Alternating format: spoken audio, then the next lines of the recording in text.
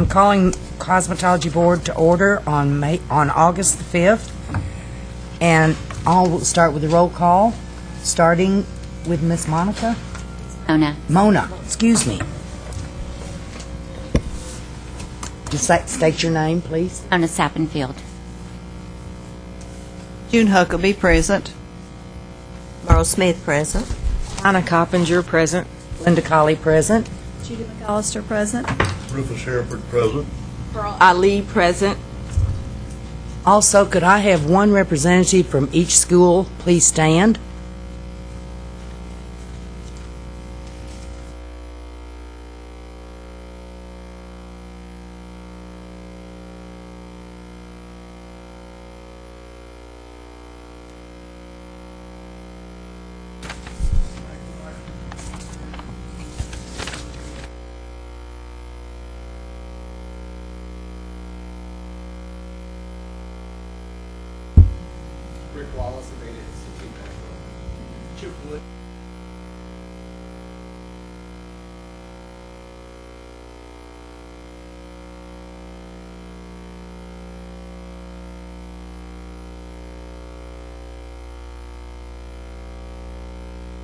Thank you, and we are so glad to see you in our audience. Thank you so much. Okay. In front of us, we have the minutes of the June meeting. Is there any discussion on the minutes? I have a question, Ms. Camusio, not to change this portion, but this Texas school. Let me find the page here. What page are you on? I'm about to tell you, page 11. It used to be Universal Beauty College. Yes. And then I noticed that we had several from that particular school. It's now called Beauty Model. We have never had any. I know that they took their are no longer practicing. Are we sure that all of these students that want all these reciprocities are legal as far as not under the Universal Beauty College? Okay. That bothered me because it came up so many times. Well, and we went ahead and added the language to all of them each time because to not make one different from the other. Thank you. Because they're the same situation. That's why it sounded so redundant. We can leave it out for future ones, but it's, the same situation. I really You liked it appreciated there? that. Okay. I was just But double yes, checking on that. We didn't move forward unless the certification was there from the state.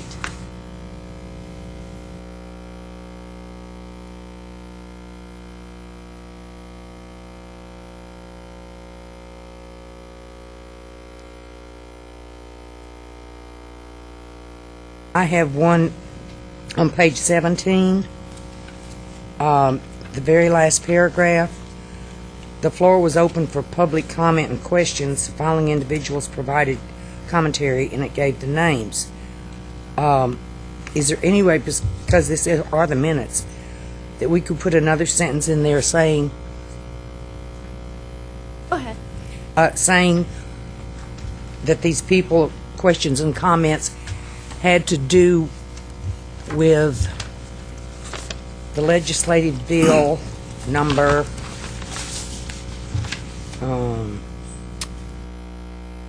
Senate Bill 109. Could we put, because it leaves you lost. It just said they had questions and comments, but they were all about that particular situation. I think it would clarify the minutes if it said what their questions and comments were about. See, it just leaves you.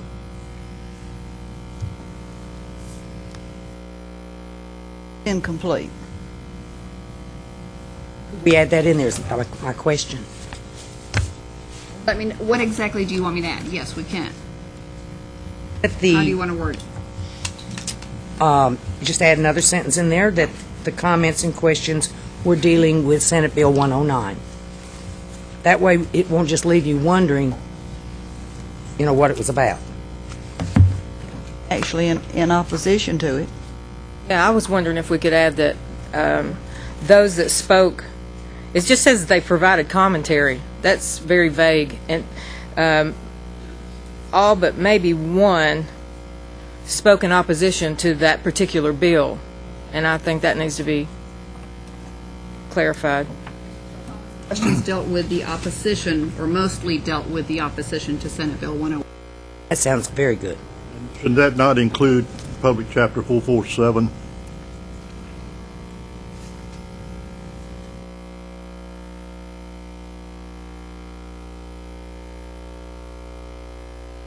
As commentary, we talked, Roxanne and myself talked to Rob about the minutes and how all the details needed to be set forth, because we don't have a transcriber for the meetings in order to take every person's commentary like a court reporter would.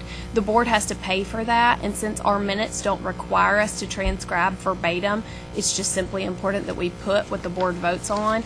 Our videos are out there for the public to view at any point in time, and they're never going away.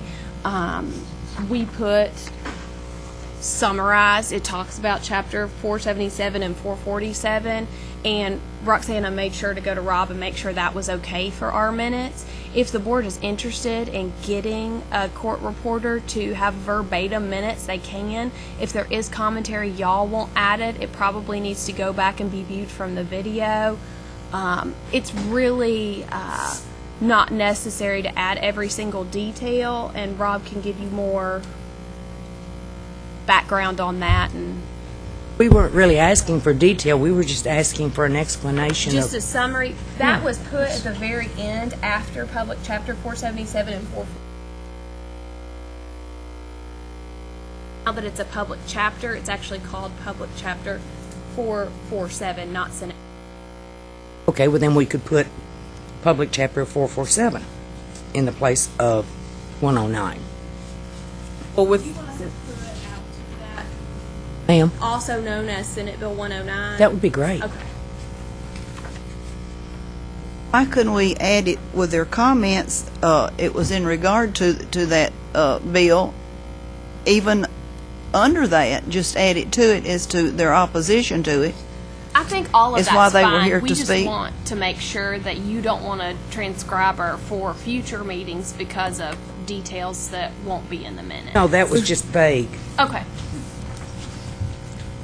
also, or maybe just with the first sentence, as June was stating about in regard to, if it could just say, and questions in regard to yada, yada, yada.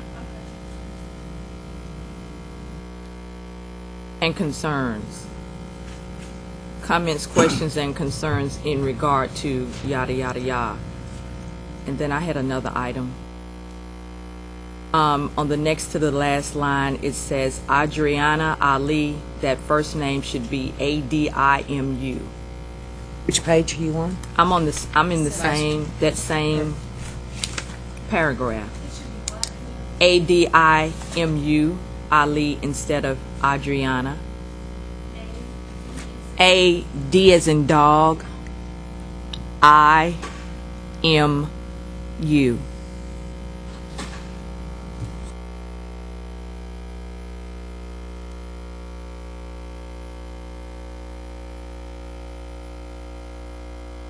The way this is written, it does not give you any idea as to why they spoke. But if that was just be added to that, and that would clarify the minutes. Well, can we just postpone the approval till we get them next, or do you want to add two? Absolutely. I will email it to those that I can, and I'll mail it to everyone Okay. else. And All right, then we'll cover, sign and I'll give you this back in a few moments.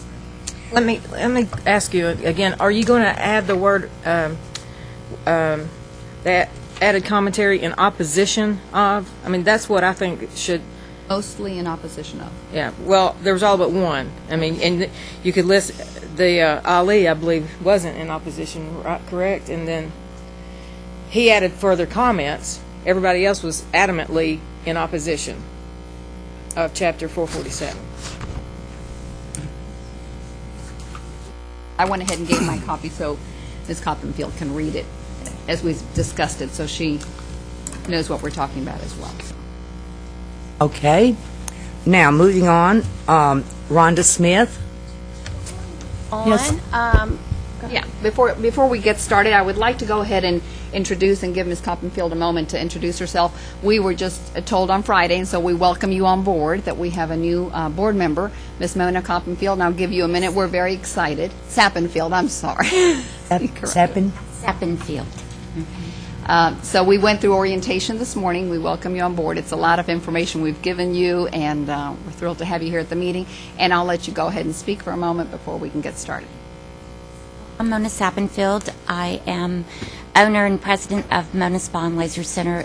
We operate in Memphis, Tennessee, and I'm really delighted to be here and looking forward to working with everyone on this board. I've been in cosmetology for over 30 years, so it's exciting for me to be here with you at this time. Been licensed cosmetologist for over 30 years. Esthetician, actually. Just esthetician. Mm-hmm. Yes. Welcome. Thank you. Wonderful. So we can go ahead and get started then with the appear in court. And as you mentioned, the first person that we have is for KI Academy. They're appearing iPads to start up at their updates that they've added. And Ms. Rhoda Smith is here. Ms. Smith?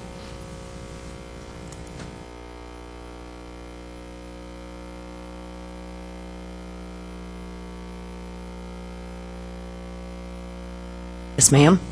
I did hire the more teachers like was recommended, and I'm taking one of the night instructors from West Tennessee Business College, and they're going to be closing, and we'd hope to transfer some of their students. And I did bring back the 20 applications with the packets. We're reading our letter if you're wondering what we're doing.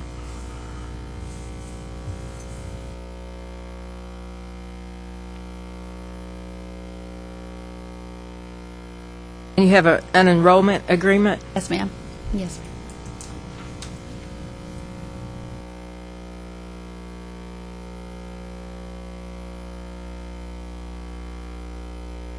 Evan starts looking at the new documents she submitted.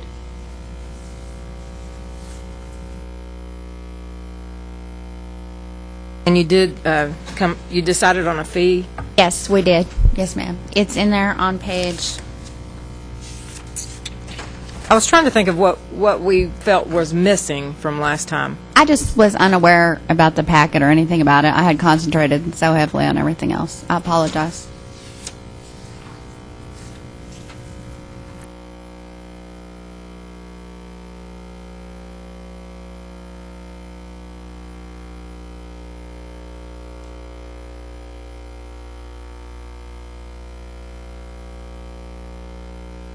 He is on page 5. I didn't number the pages. Page 14 on your sheets. And one of the things that the board voted on last time was for her to make a business decision on which way she was going to go with the school.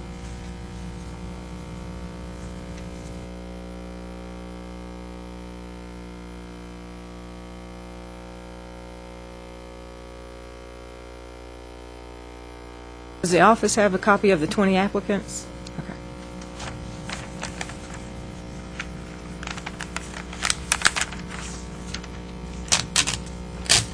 What percentage of those applicants are from the closing school? I did not figure in any from the closing school. We basically just decided on that this week, depending how today goes. And they thought maybe they might transfer by the 14th. I did pick the teacher of their choice. You have hired who? Her name is Carolyn Dixon, and I brought her file number. Which? She's from West Tennessee Business College, and I brought Miss Vicki Birch, the president's. But I did not figure any of those into the 20. They would be transfers.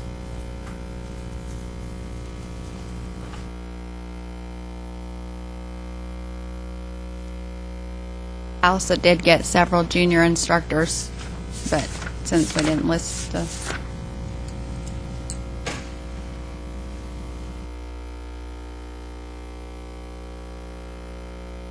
Several junior instructors, is that enrolled in a program, or what are you? I guess going to just come and teach. I've been Oh. interviewing them and keeping a file because I was told last time, with the amount of students, to definitely get more instructors.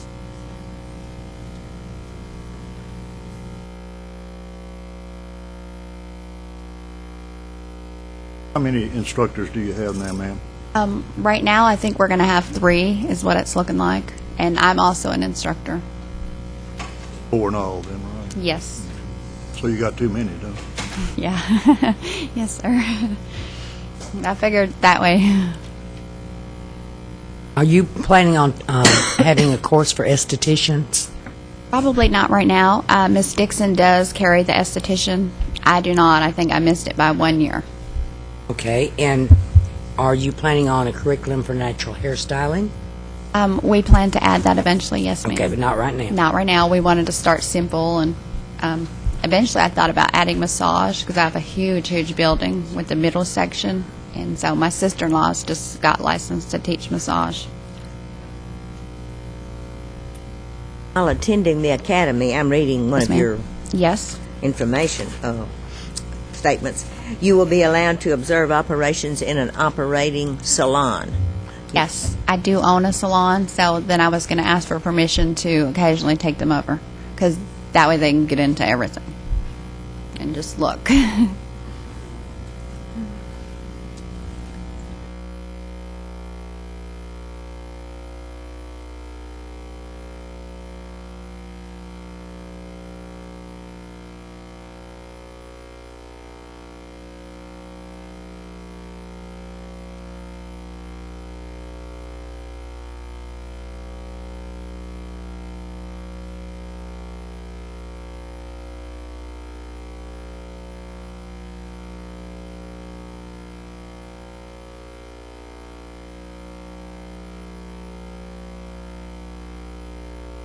Miss Smith, is there a refund policy in this documentation?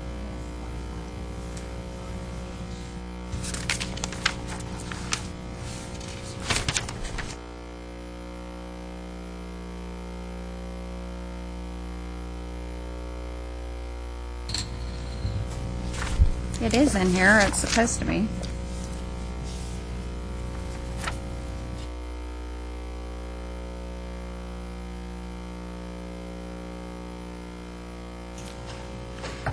Oh, right after the hours, it would be page, well, I guess it's going to be different in theirs. 2, 3, 4. It would be on page 5, the same page that has the pricing, and I put it under withdrawals. Basically just said that we were going to prorate minus the clock hours, and it's in the middle of the page.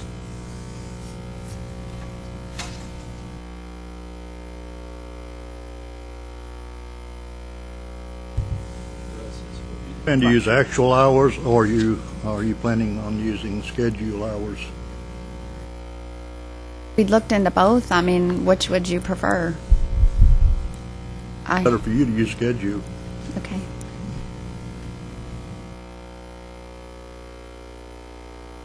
I had a question about the floor plan. ma'am. I see 2 areas that are labeled clinic floor, so looking at this diagram, the one that's in the corner, and then there's one to the left, to the right of it, looking at the diagram. Is this one continuous area, this line that I'm seeing here, is that a wall that's dividing the 2? Did I get the floor plan? I have it right. Sure.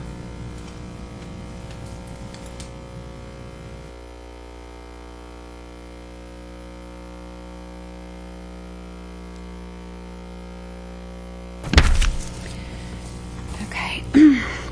On the left of the page, But let me clinic floor. turn this because I had originally been going to use that for a small classroom, but I did need extra space to put all the stations since we did pretty large separate stations. are these 2 separate spaces? 2 Oh, separate ma'am, rooms? there's only one wall. The wall is actually open. It only goes up so high, and there's only one wall that continues around there. That's one of the reasons I decided not to enclose a classroom right there. So it's like you're saying like a counter, the wall doesn't go all the way Yes, up? ma'am. It has like open cutouts, large cutouts through the walls. If I did need to expand, the back of what you're looking at, I guess, which would be the far bottom, there is a 4,000 square foot space right directly behind that. So eventually we could go through that wall. But the specific square footage of the clinic floor is not regulated, but if it's two separate areas, you would need two separate staff persons because the students can't be operating by themselves. I did mirror all of the walls in there so that no matter where you're standing at any particular point, even if you're completely at the front, you can see all the way through the building. I don't know how to explain the walls. I don't know what they're called. But it's like yay high, and it has big, cut out, large openings. Yes. I mean, you can see all stations when you stand there.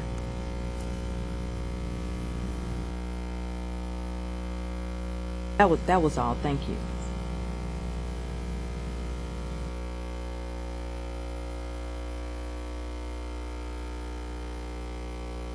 Expansion, the 4,000 square feet, is that going to be available in the future? Is that yours already? Yes, sir, it will. I am purchasing the building, and the salon that I have, I'm moving into the way back part. It's a building that actually houses 3 separate things, and I'm going to put my own salon in the far back, just to, because I get very busy and you get tired, and I haven't had, You'll have a separate entrance to your salon? Yes, sir. It'll be 3 doors down. It all has separate bathrooms, and took mostly that green book that y'all have and tried to go step by step by step. Don't tell Miss Powers you took the green book. This is a joke, forgive me. Are there any other questions? Who would be the person to inspect? Hot French, I believe. No, on the board. Oh. Who has that area?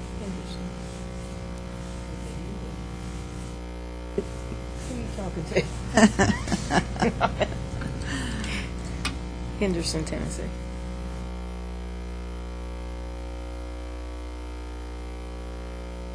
Guess that'd be me. Any more requests or questions?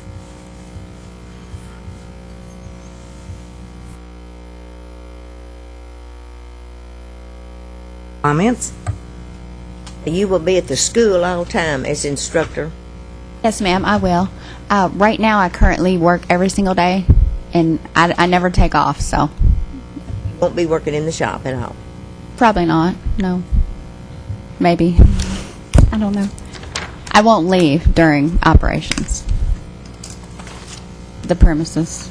Well, now, that's different. If you're on the floor as an instructor, depending on you, you'll have to be in there. Yes, ma'am. Okay. Yes, ma'am. That's one of the things I'm very adamant about. When I first did my student teaching that I ever did, when I came to the school, I'd never student taught in my life. And the teacher that was there came out, and she just shoved the book in my hand, and she's like, "Oh, good, you're here. I'm leaving. I'm hungry." And she got in her car, and she left. And I remember I went in, and I looked at all those women, and it was years ago, so I was so young, and I remember thinking, oh, my gosh, how horrible. But I wanted to do it so bad, so I know how important. I just have a question. Yes, ma'am. I was flipping through what your students will get Yes. through school. Is there a part of your program where they would actually learn about consent forms, record keeping, progress notes on the clients and patrons of? Yes, ma'am. I Okay. did make a center that's basically what I call the client information center, and it has the client cards, and it has pull-out drawers because I kept cutouts for years and years of information that would relate to each.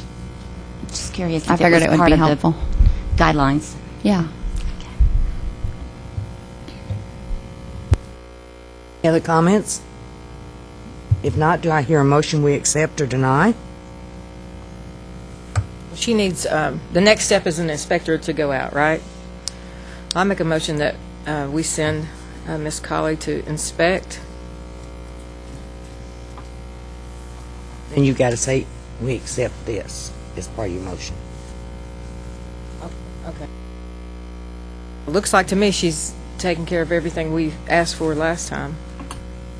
So I make a motion we accept this and send Ms. Colley to inspect. I hear a second. I second. Motion's made by Ms. Cooper, seconded by Ms. Ali, that we accept. All in favor say aye. Aye. Aye. Opposed, nay. Ayes carry.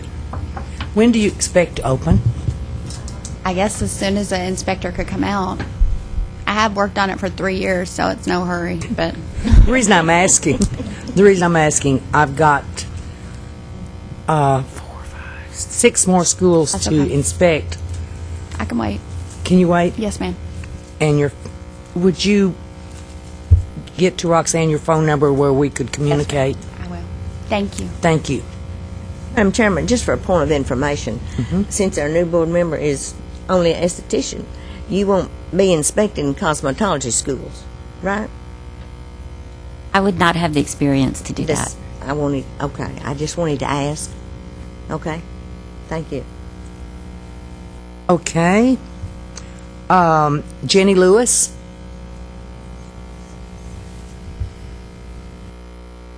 The next person appearing is Ms. Lewis, and she is with Jenny Lewis, with Jenny Lee Academy of Cosmetology. Morning, board members.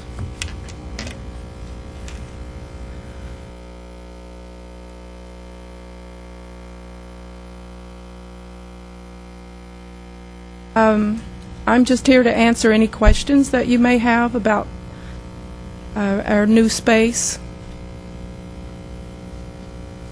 Colleen, board, we've skipped to page 29, I think, See, the order. I pulled mine up off of Thursday's agenda. No problem, no problem. And this is an expansion to a school that's already there, and so then we'll go back to the brand-new school, which is Sweetwater. That's not a I problem. should have gotten a new one instead of No relying on problem, the no problem. one So from Thursday. we're on page 29 if you've got any questions.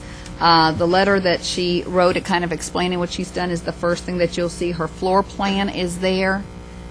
And it's a school that, like I said, is there, but they've been able to get additional space that she can tell you about and expand because their classroom and the number of students has increased.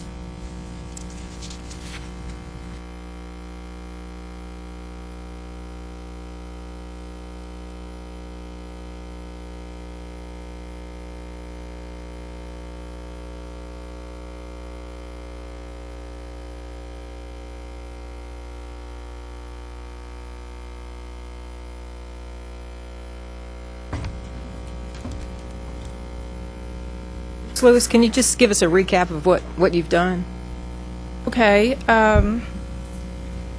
We just got crowded, and it just seemed like aesthetics just kept getting pushed smaller. So we purchased the building at least a year ago, or maybe longer, next door to us for the parking.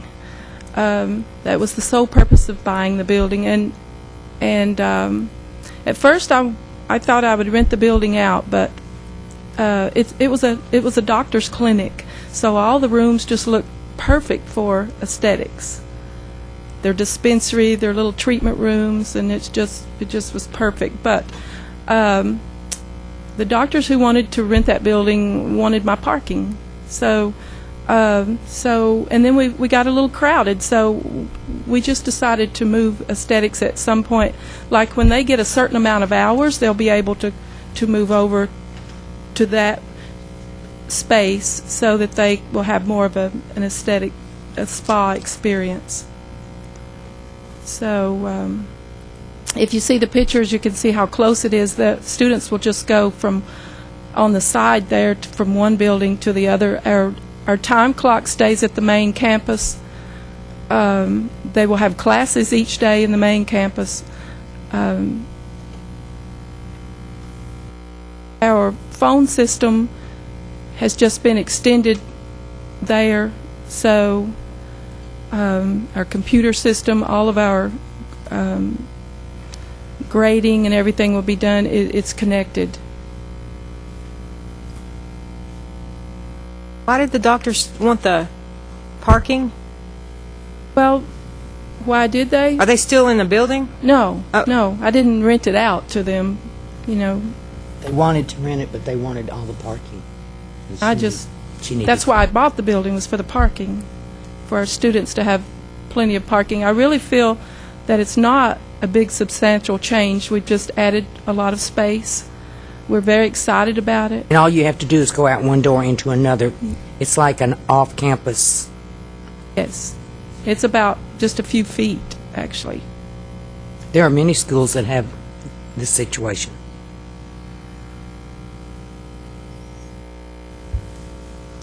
It's just a good problem to have, to be crowded. It is. Any questions or any comment on a motion?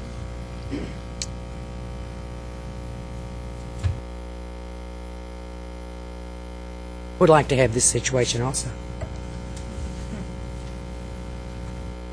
If I hear a motion, we accept or deny. I make a motion we accept. Motion's made by Mr. Herford that we accept. Do I hear a second? I'll second it.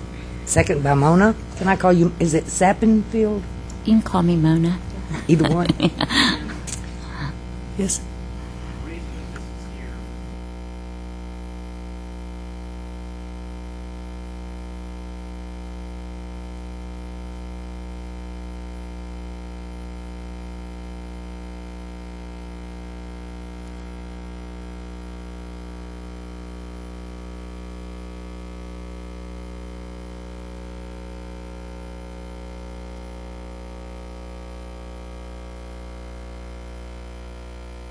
A substantial addition to a school shall be deemed to constitute a relocation.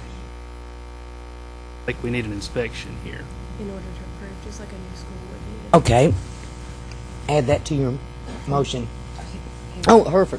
Yes, I add that to my motion. Okay. Motion's been made by Mr. Herford, second by Ms. Mona, that we accept after the school has been inspected. All in favor say aye. Aye. Opposed, nay. Ayes carry.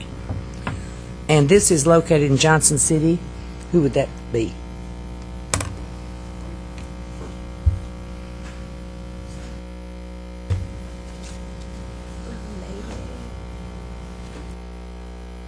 Person would probably be Miss McAllister. Like we discussed at the last meeting, we're doing the remote inspections for the schools there. So the inspector's already been twice.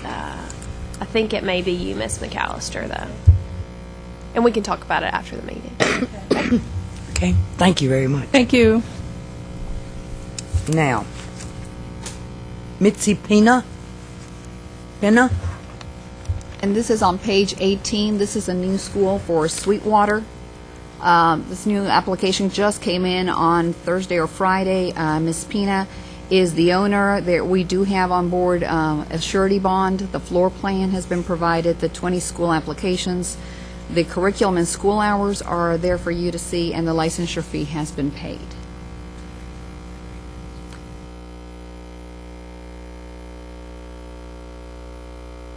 What was that page again, please? 18. Thank you.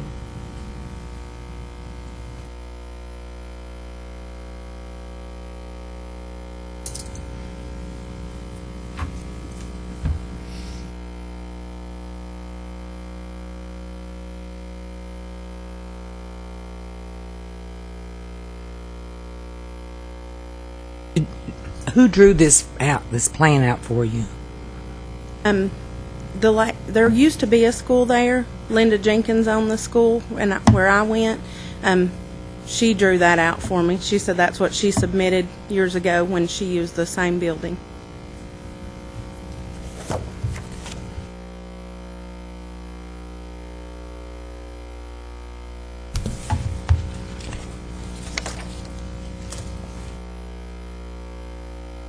I'm confused.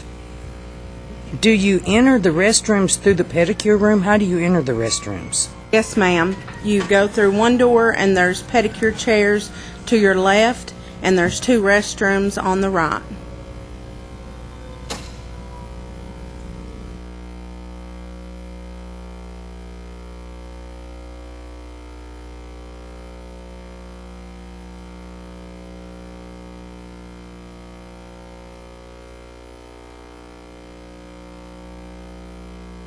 Where is the class? There's a big classroom. Is there any doors and any separations? Classroom is one large classroom, and then it has two small rooms inside. One will be used for storage, and one is a little bit bigger room. It'll be used for our manicure students.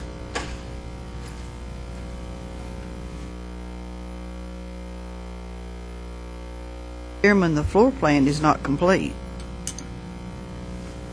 What we have. Very confusing. Buddy.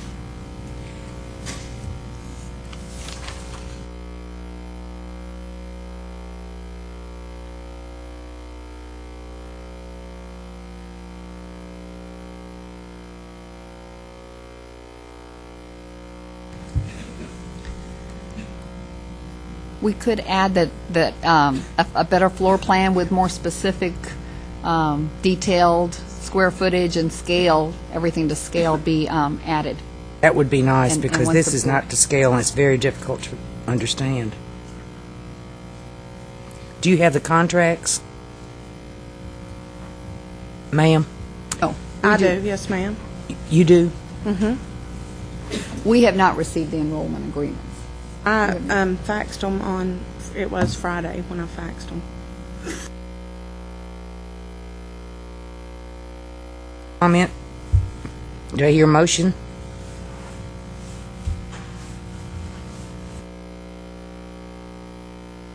Are there any questions that I could answer about the floor plan, or would you just like me to have one made up that's... Scale and with more detail.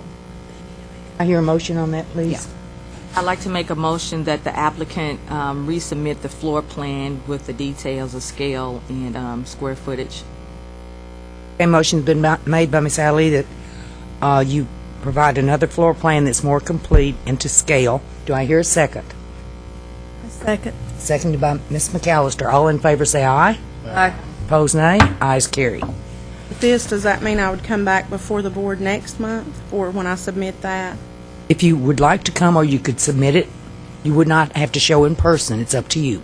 I wouldn't be eligible for inspection or anything until after the board meeting next month? Okay, thank you. And there isn't a board meeting until October, so it would be October.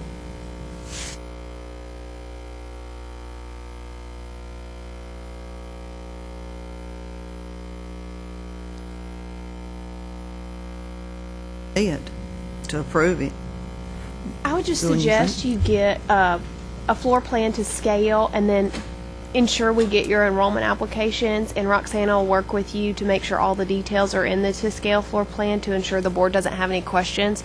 The receipt on Friday really makes it difficult for the board office staff to work with you to make sure everything's there that close to the meeting. But this should give you plenty of time to make sure you I have have everything. those with me today. I do apologize for getting them late to you. And the floor plan, I mean, there's 2,200 square feet of clinic floor. You know, I know this is kind of a generic floor plan. I just hate, I do have students that are ready. If there was any way I could go over it with you guys, or anything that I could do, it's ready for inspection. I do have the required, I've got 3,937 total square feet, and I do have 2,200 square feet of clinic floor and 1,200 square feet of classroom floor. I took pictures of everything that was required by law and numbered those, and so I was, with there not being a board meeting in September, that just really puts me off for the students that are waiting, if there was anything at all that I could do today. When are you trying to open? I was hoping to be approved today and open in September.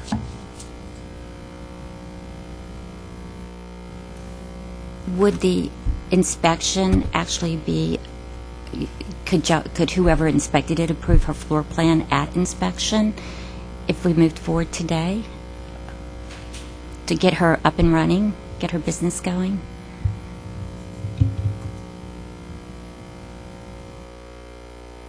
Herndon?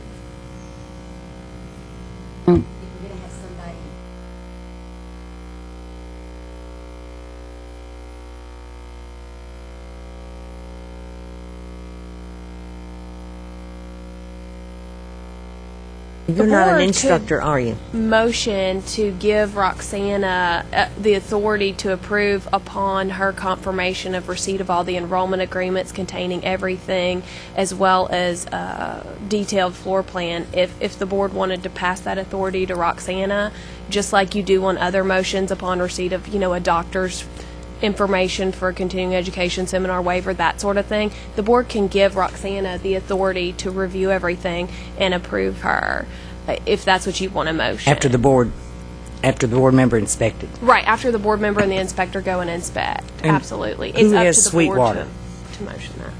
What board member would cover Sweetwater? Where's Sweetwater located? East Tennessee. We're right in the middle between Chattanooga and Knoxville. Exactly 1 hour from Knoxville and 1 hour from Chattanooga. That would be Miss McAllister. Do I hear a motion that we accept giving Ms. Gamusio the authority to move forward? I will make that motion to give Roxana the authority to move forward. Do I hear a second? I second. Motion's made by Ms. Sappenfield and seconded by Ms. Ali that we give Roxana the authority, once all the paperwork is complete, to have the board member inspect the school before opening. All in favor say aye. Aye. Opposed, nay. Ayes carry. Very much. Good luck. Molly, if I could interrupt you, that was the last person we had on the agenda appearing, but we do have Representative Parkinson's here and would like to appear before the board and be able to, if you all have any questions, have a minute of your time to appear and speak before the board.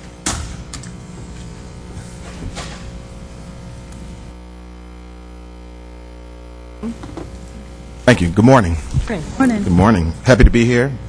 Thank you for giving me the time to come before you and speak, say a couple of words, and if Madam President or Madam Chairman, if you allow, if you have any questions in regards to House Bill 39, I'd be happy to answer them. Just a couple of quick statements regarding House Bill 39. House Bill 39 allows for the creation of natural hair care schools, schools of aesthetics, and schools of manicuring. It also allows students and schools an apprenticeship option that will allow the student to do 750 hours of classroom time and 750 hours as an apprentice under a licensed stylist with at least 10 years of licensing in the state of Tennessee and 10 years of experience. This bill is permissible in nature, meaning that as a school owner, or if you own a school, you do not have to do it. It's your option. It's simply an option that will allow either new schools or schools that exist to come in and allow this option for their students. If your school chooses not to offer this option, there's no penalty, no discussion, no nothing. You as a business owner, you have the option to keep moving forward with business as usual, just as you're doing now. In watching the video from last month's meeting, I was a bit concerned with how the bill was being interpreted and the spirit in which it was being interpreted. The bill simply creates an option, and it is permissible. And what this does also, let me talk about the apprenticeship program, because I think that was a hot item, and we'll talk about natural hair care also briefly. First of all, when the bill was just an idea, when it's simply an idea, there are members of your board that knew about this bill. When I was thinking of the bill, well, at least a member, they knew about the bill.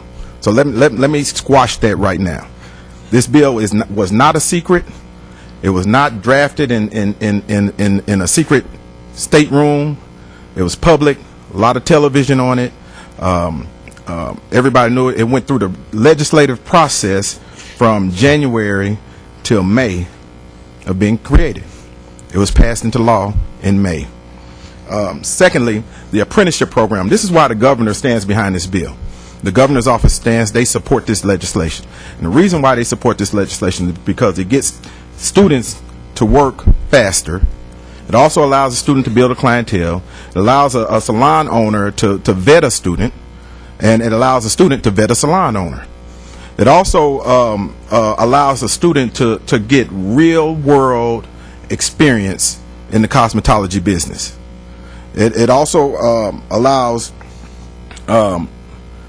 students to possibly, depending on how you lay it out in the rule-making process, to begin to make money sooner, possibly. Depends on how you lay it out in the rule-making process. Let's talk about the rule-making process briefly. And let me tell you a little bit about my experience. I grew up in a salon. This is not new to me. My mother's a licensed cosmetologist. She's been licensed for over 30 years now. When she was in school, I was her guinea pig. So was my brother. So every type of hairstyle that you can imagine that she needed to practice, she practiced on us. Now, in drafting this legislation, I consulted with various professionals in the cosmetology profession in the city of Memphis and in other parts also. And this is where we began the process of drafting and coming up with the idea for this legislation.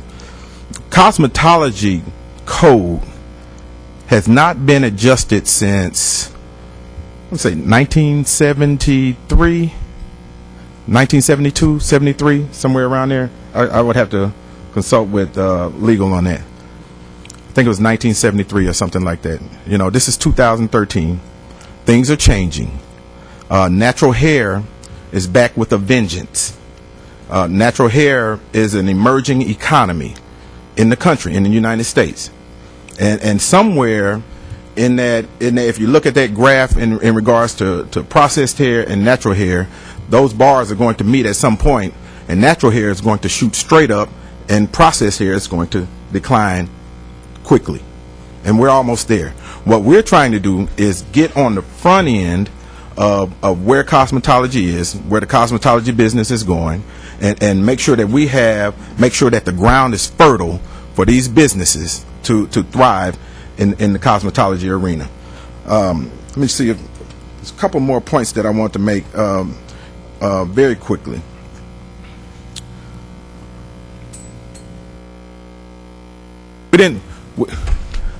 Contrary to popular belief, or contrary to unpopular belief, we didn't just snatch this idea out of the sky.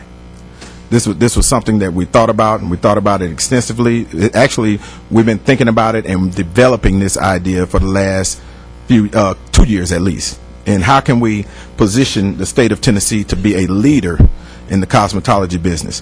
One of the things that we're also looking at is how can we create a statewide cosmetology conference to stay in tune with and on top of all of the trends that are happening in the cosmetology industry also. And these are some of the things that we're trying to do. In Georgia, there's a group of brothers called the Bronner Brothers. They have the largest trade show that the state of Georgia has to offer anywhere. The state of Georgia, this is their largest trade show. And I want you to think about that. They're bringing in between 60 and 80,000 stylists, beauty professionals, suppliers to this conference show. And if I'm not mistaken, I think it happens twice per year. Now, back in 1984, those two brothers were delivering beauty supplies to my mother's salon, driving from Georgia to Texas to my mother's salon and delivering beauty supplies. Fast forward to 2013, they have the largest trade show that the state of Georgia has in the state. That's in regards to anything that the state of Georgia offers in trade shows.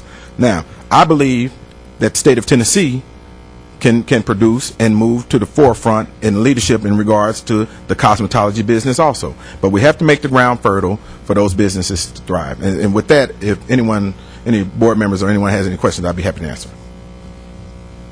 Madam Chair, Representative Parkinson, I am the education member of the board, unrelated to the field of cosmetology.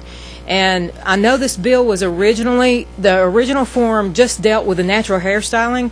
When was it amended to add the apprenticeship hours? I cannot give you the exact date that it was amended to add the apprenticeship hours, but I will tell you this. The apprenticeship hours were always going to be part of this legislation. And let me tell you how the legislation process works. We have a deadline, I think, of maybe a week or 2 weeks once we get back into session to get our bills in, get them drafted, get them coded, and get them filed. So what happens in a lot of cases is you draft the bill to get the bill filed, and then you start amending the bill in the process to get the bill to where you want, and getting it through the committee process also. So that's what happens. Let me tell you something. I'm 3 years as a legislator. I am not savvy enough I hadn't been yet. I hadn't become savvy enough yet to try to backdoor or try to slip something in with the perfect timing to get a bill passed. So I think that was some concerns of some of the people that based on what was said in the last meeting. I'm not there yet. Apprenticeships was always part of it. Well, actually, there was more. Some of it we pulled back, scaled back. Some of it we put in. But the apprenticeship was always one of the main things that was going to be in this legislation. Well, as the education member, my concern is you take 1,500 classroom hours and reduce it to 750 classroom hours. So what do you omit from that curriculum? Because, like, I used to teach English, and 6th grade English grammar, and say, okay, so now I only have half the classroom time to teach this. Do I skim over prepositions, nouns, verbs, or do I just leave out, verb tense, or do I leave out prepositions? What do I do here? Because now it's in our lap to do the rulemaking, and so it really concerns me that we're dealing with just half the time in the classroom now to cover, what originally was 1,500 hours, now to do it in 750 hours. That's my concern, just in the classroom time. Yeah, thank you, Ms. Coppinger. And it is Ms. Coppinger, yes, right? Am I it right? is. Okay. And that's a good question and a very valid question, but it's easily answered also. Right now, first of all, let me go back before I answer your question. I do want to say that you brought up a good point. As a legislator, I make laws for the state of Tennessee. Okay? As a legislator, I could have put the rules into the law, and it would have been a law, and it would have been a done deal.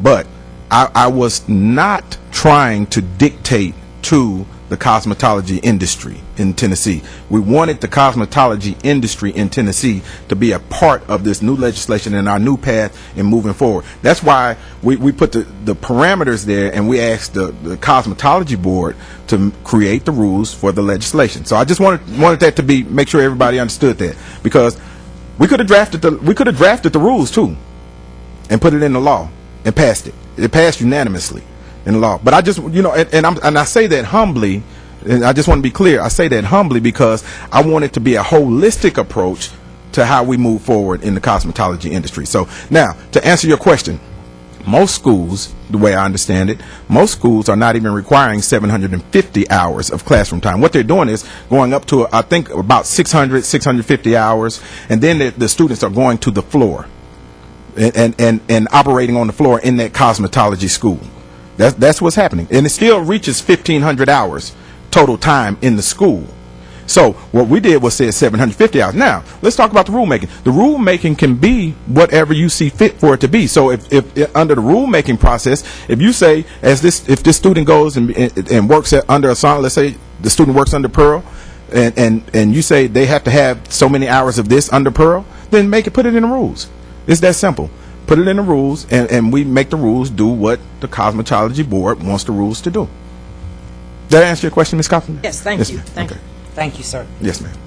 Representative Parkinson, I commend you on your experience in the salon business, but I don't think you know what you're doing in the school business. Our school, we teach cosmetology through the complete 1,500 hours. It's not 750 hours. I don't think you know what you're getting us into by having someone start out in a 1,500-hour course. This day and time, it's awfully hard to keep students' attention for 1,500 hours. So, we even have students that come in after, and a lot of students, particularly if they're out of high school, they're ready to leave after 200 hours. But what I'm trying to say is, if you're an accredited college and this person drops at 750 hours and you have a 1,500-hour contract, then that is a drop to our school. And we can only have so many drops, or we're out of business. We lose our accreditation. I could go on and on and on, and there are a lot of other verse people in this room today that would side with me on the fact that this is a terrible law. Was that a question, Mr. Herbert? I want it to be. Okay. Well, I'll accept that as a question, Mr. Herford. Mr. Herford, I would venture to say that there are a lot of people that would not side with you in regards to this law also. Secondly, I, on the other hand, think it's a great law. I think it's good for students, Mr. Herford. And I don't want to assume anything, but are you a school owner? Okay. And it makes sense. School owners get to receive between $15,000 and $20,000 per student. Am I correct in that, Mr. Herford? Depending on what they do. Okay. Now, if a student has an option, and let's go back. Let's talk about this. And I appreciate your question, Mr. Herford. An instructor. To become an instructor in the cosmetology industry in the state of Tennessee, you have to first become a licensed cosmetologist, 1,500 hours. You can then turn around and go back to school for 300 more hours directly and become an instructor. You've never spent 1 hour in a salon. You've never spent 1 hour teaching a student. Well, maybe you have, because the schools will have the student instructors teaching the students in a lot of cases. Now, if I was a student and I had an option to go and work under an individual that has been licensed for 10 years versus working under a student that was in the same class that I was in, I think I would choose those 10 years of experience. Well, that's what's happening in the schools. So you go in and you get a loan for $15,000 to $20,000, and then you are taught by someone that just graduated the class before you. Whether that's a good idea or not, I don't know. Mr. Herford, I'll let you answer that. Now, secondly, if you are a school owner, and Mr. Herford, I'd like to correct you. I think I do know what I'm doing. If you are a school owner, you don't have to participate in this legislation. So how does it affect you as a school owner? If you can simply say, this is not what we want to do. We choose another option. We choose to go in the traditional way that we've been going. We are not here to disrupt anyone's business. We are here to allow options for new businesses to be created, or for existing businesses to tap into the new option, plain and simple. So it will not affect your school as a school owner. Morning, Representative Parkinson.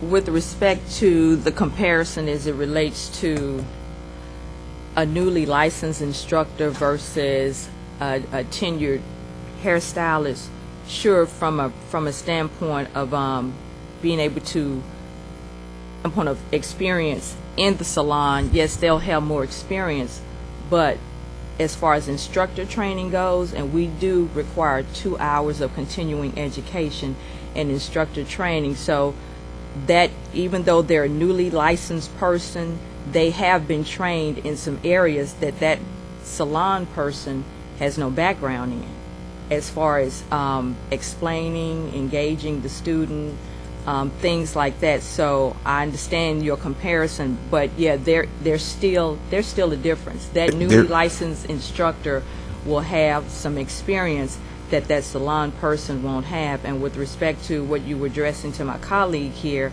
true enough, the schools do have an option as to whether they will participate or not, but it's like it's going to be presented. At this point, it seems as if it's a shortcut to get out of the classroom early and to get into the field, and to present it as if it's something like a shortcut. May I address that? No, ma'am. It's absolutely not a shortcut. 1,500 hours is 1,500 hours, no, regardless of how you cut it. It's still 1,500 hours. In a school, most students are in the classroom about 650 hours. Then they go to the salon floor in the school, and they practice styling on customers that pay the schools, and they work for tips.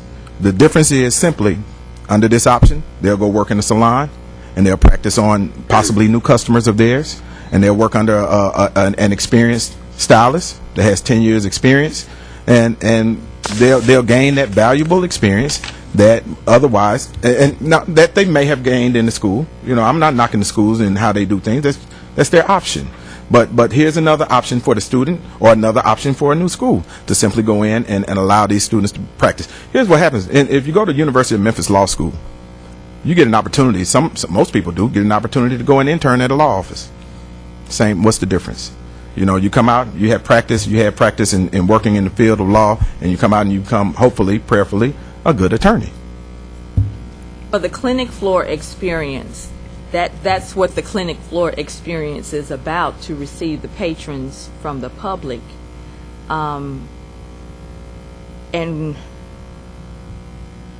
But that's what the clinic floor experience is about, to receive the patrons from the public. So I don't think the analogy is necessarily correct. That's the whole purpose of the clinic floor experience, to receive patrons from the public. And you said that they work for tips.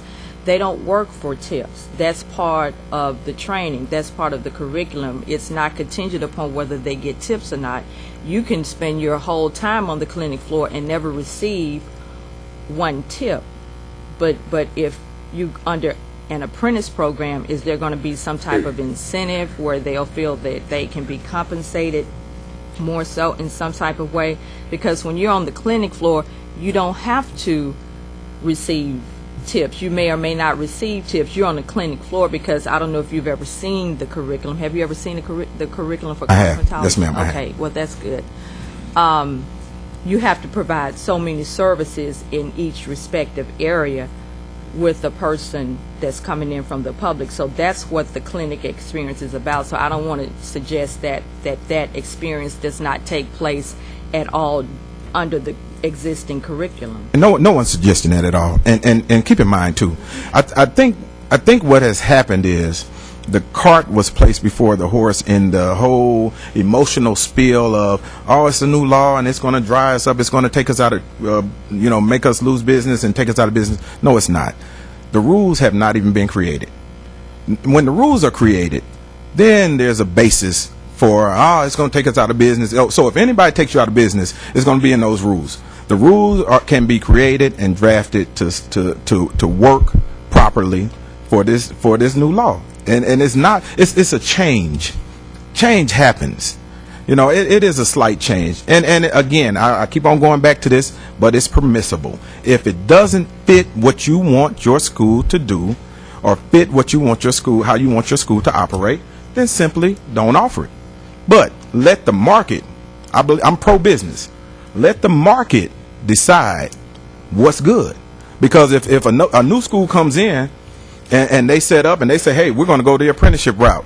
And the students decide, hey, I think this is a great idea. This is the route I want to go.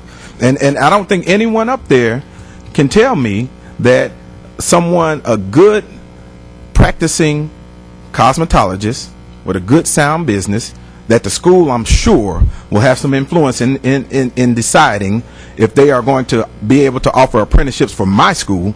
Then I don't think anyone in here can tell me that this school or this 10-year experienced licensee would do a less of a job in making sure that this person is prepared than someone who just came out of school getting 1,500 hours, stayed in, got 300 more hours, and became an instructor can do for that student. Sir, there's a lot of people that have been instructors for 10 years, and they're not up to date on current methodology of teaching. It's just that simple. I've got them in my salon. They're great at certain things, but as far as going down and teaching a class in my school, there's no way. And I've talked to some people that have been in and out of the school business for years and years, and I talked to one gentleman, and he was an owner for years and years, and he said what you're going to have is a bunch of educated shampoo ladies or men out there in the field, and they're going to do a lot of damage to the customers. You're going to have chemicals that are not applied correctly. You're going to have burns. You're going to have everything in the world that I don't think y'all have even thought about. I would like to make a comment. Good morning. Morning. I'm very pro-business, and I became very aware of Representative Parkinson's intent with this bill last year when I was over in Legislative Hall for advocacy for estheticians. And I have some experience with apprenticeships, and as a Sedesco diplomat, I took the 1,200-hour Sedesco course, did a 600-hour apprenticeship before I took the 3-day exam to have my international license. And thinking about this becoming law, you can go and look at progressive states, Georgia, we mentioned, California, Alabama, North Carolina, Wisconsin, Maryland, Pennsylvania, Washington, all have apprenticeship programs. So it's not like a novel idea or something we didn't think about. I think that even from the beauty school owners' comments, we could all agree that this fast-growing industry at a major pace has outpaced what students are learning in the schools, that it is a very progressive world, that when you think globally, cosmetology, Tennessee is behind. I am a business owner, and we interview beauty school. I'd love to pick apples from trees and get new students in my business, but I am apprenticing them when they come to my business because of the failure of what's happening in the beauty schools in our area. And I would really, really, wanted to come on this board to help with this new rulemaking because I have the experience with it, with the aesthetics. I cannot see why someone in natural hair would have 600 hours of chemical work crammed down their throat to get a cosmetology license. So I do see very good things pro-business for Tennessee, and had the opportunity to talk to Governor Haslam about it and regulatory, and it's going to be a very exciting time, but we are going to have to buckle down and look at what other states have done in progress and get some very generous rules. And it was generous of Representative Parkinson to bring it back to the Cosmetology Board to make these rules. It's the fairest thing, it's the safest thing for the public. And I was actually very impressed that 120 legislators unanimously voted for this bill. There's real high energy to get this moving in our legislature, and it's really exciting to see these things happen so that we can educate properly in the beauty schools. Madam Chairman. I like the way you put that, a lot of high energy. That's apparent. That's Yes. apparent. Madam Chairman, one point I would like to make also, and the board and the public should think about this. I can understand why there is so much opposition from the schools. And I want you to think about this. If you're a school, if you own a school, prior to this law, you had a complete lock on the cosmetology industry in the state of Tennessee. If you want to do natural hair, you got to come through a cosmetology school. If you want to do aesthetics, you got to come through a cosmetology school. If you wanted to practice manicuring, you have to come through a cosmetology school. If you want to be a cosmetologist, come through a cosmetology school. If you want to be an instructor, come through a cosmetology school. Make sure you have the money to come through that cosmetology school, because if you don't, you can't come through a cosmetology school in most cases. Now, let's talk about that a little further. If I wanted to be a cosmetologist and I went through the VOTEC route in high school, I come out of cosmetology school in high school with 800 hours, 900 hours. A lot of cosmetology schools are not going to accept me because I can't get my full student loan. So what they will do is, hey, we'll only accept about 200 of your hours. 200 hours that you've earned in high school. And then we'll let you in. Now you can go and get your full federal loan. Now, I want you to think about that. I would like to actually let that marinate for a second. Now, but if I decide to come out of high school, now think about this. These are our children that set themselves on a path in high school. My daughter did the same thing. If it wasn't for Tennessee Technology it's a state school on Alabama, they accepted all of her hours. But no other school would accept the hours that she came out of high school with, because she wasn't qualified for a full federal loan. So let's talk about that. If we're going to talk about it, let's talk about it all. But who are we here to protect? I'm here to protect the citizens of the state of Tennessee. And that's the students, that's the salon owners, that's the stylists, and that's everybody in this business and everybody that's not in this business. Now, as a business owner, I'm here to protect you also. That's why we didn't make it mandatory. That's why it's not mandated. If you're a business owner, you do not have to participate. Plain and simple. In regards to natural hair, we want to create new businesses. We want people to be able to open up a natural hair care school without having to open up a full cosmetology school. It's that simple. We want people to be able to open up schools of aesthetics without having to open up a full cosmetology school. We want students to be able to go and specifically go to schools that are specific in the practice that these students want to practice in. That's what this legislation does. That's all it does. But let me be clear. We will be reviewing the entire cosmetology code in the state of Tennessee. And I want your buy-in, but we're going to review it anyway. I want you as a teammate, but we are going to review it anyway. And I would be happy to sit down with this. My office is right across the street. I'd be happy to sit down with this board and any other parties that want to be involved in reviewing the cosmetology code, because there are changes that need to be made in order for us to be competitive. This is a big business, and I'm sure that every board member up there wants us to be competitive in regards to other states. You know, we need to look at reciprocity. What do we need to do to get people in the business and working in the business and successful in the business? And that's what we're doing, and that's the direction that we want to go in. And I believe in my heart that each and every board member up there wants the same thing. Arkeson, I'd like to ask you probably a two-part question. Was you not aware that we already had a natural hair program? And also, why did you not have the board to be a part of your bill? First question, we do have a natural hair program, but it's in cosmetology schools. Am I correct? Sure, it's Yes, in ma'am. cosmetology But school. You can it's 300 hours. Yes, ma'am. I'm very aware of that. But now this allows you to open up your own freestanding brick and mortar school outside of a cosmetology school. That's what this law does. Yes, ma'am. I'm very aware of that. Secondly, everyone that I am, well, first of all, I want to say this the proper way, Miss Huckabee. I'm a lawmaker. We make the laws. And I say this, I want to say this as humbly as possible.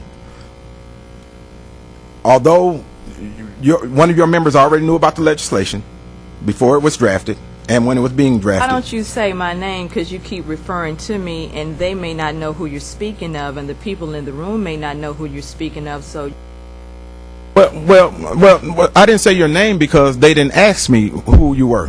Okay, and so if they were to interjecting, if you don't right. mind, 'cause well, you you can say your referring to name, the board member. So Ms. Walker. I'm the board right. member. Okay. But you may So it's not true that the board didn't know, but it's not my job to inform. The board didn't know. I didn't know. It's not my job, Sir, ma'am.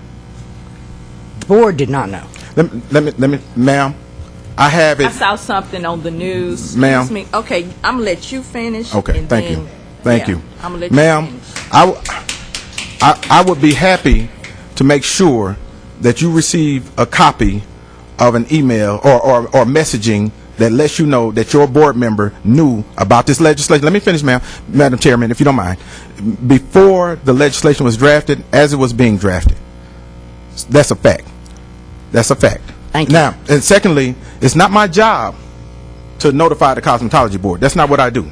I'm not going there. Yes, ma'am. Yes, ma'am. But look, I'm not. This is not a legislator versus cosmetology board. This is a team effort to move cosmetology forward in the state of Tennessee. Now, the administration, meaning the governor's administration, knew everything that we were doing as we were moving the process forward. And so I'll leave that there. Hey, what you were talking about the student going into the salon to work with their 750 hours. What I'm wondering, would an insurance company insure the salon for liability for a student working there without them being licensed? Well, an insurance company may. We have to ask the answer insurance that. companies that. Yes, ma'am. Do they? Yes, ma'am. Okay. Or like a Lords of London policy, sir, ma'am? Yes, sir. That's what I thought. Actually, the students that come in, I just have to list, or any owner would have to list, the procedures, the aesthetic procedures that they would be doing. And until they're licensed, they're actually under an umbrella. It is at no extra cost to the owner to have the student work in the business.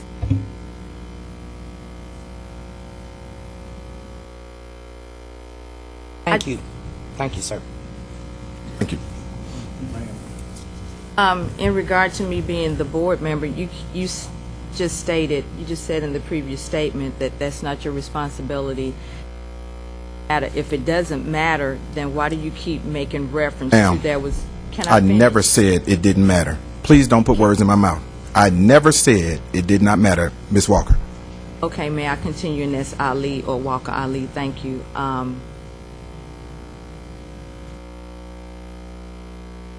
I don't know what this dynamic is between us, and I don't know why, but let me go on and let me make my point.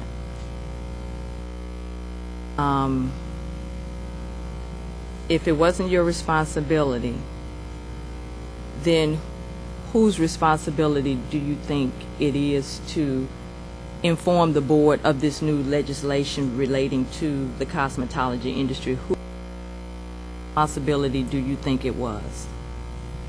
Ma'am, I'm not sure whose responsibility it is, but my responsibility is to pass laws. And in passing laws, the governor's administration knows about the new legislation. They know about every single bill that's coming through that legislator. Every single one. 1,500 bills that come through that legislator. The governor's administration knows about it. Okay. And Ms. Walker, let me define the dynamic. You know, I watched the video from last month's meeting, cosmetology meeting, and honestly, I was somewhat ashamed of some of the behavior that I saw in this meeting last month. You know, we're all professionals.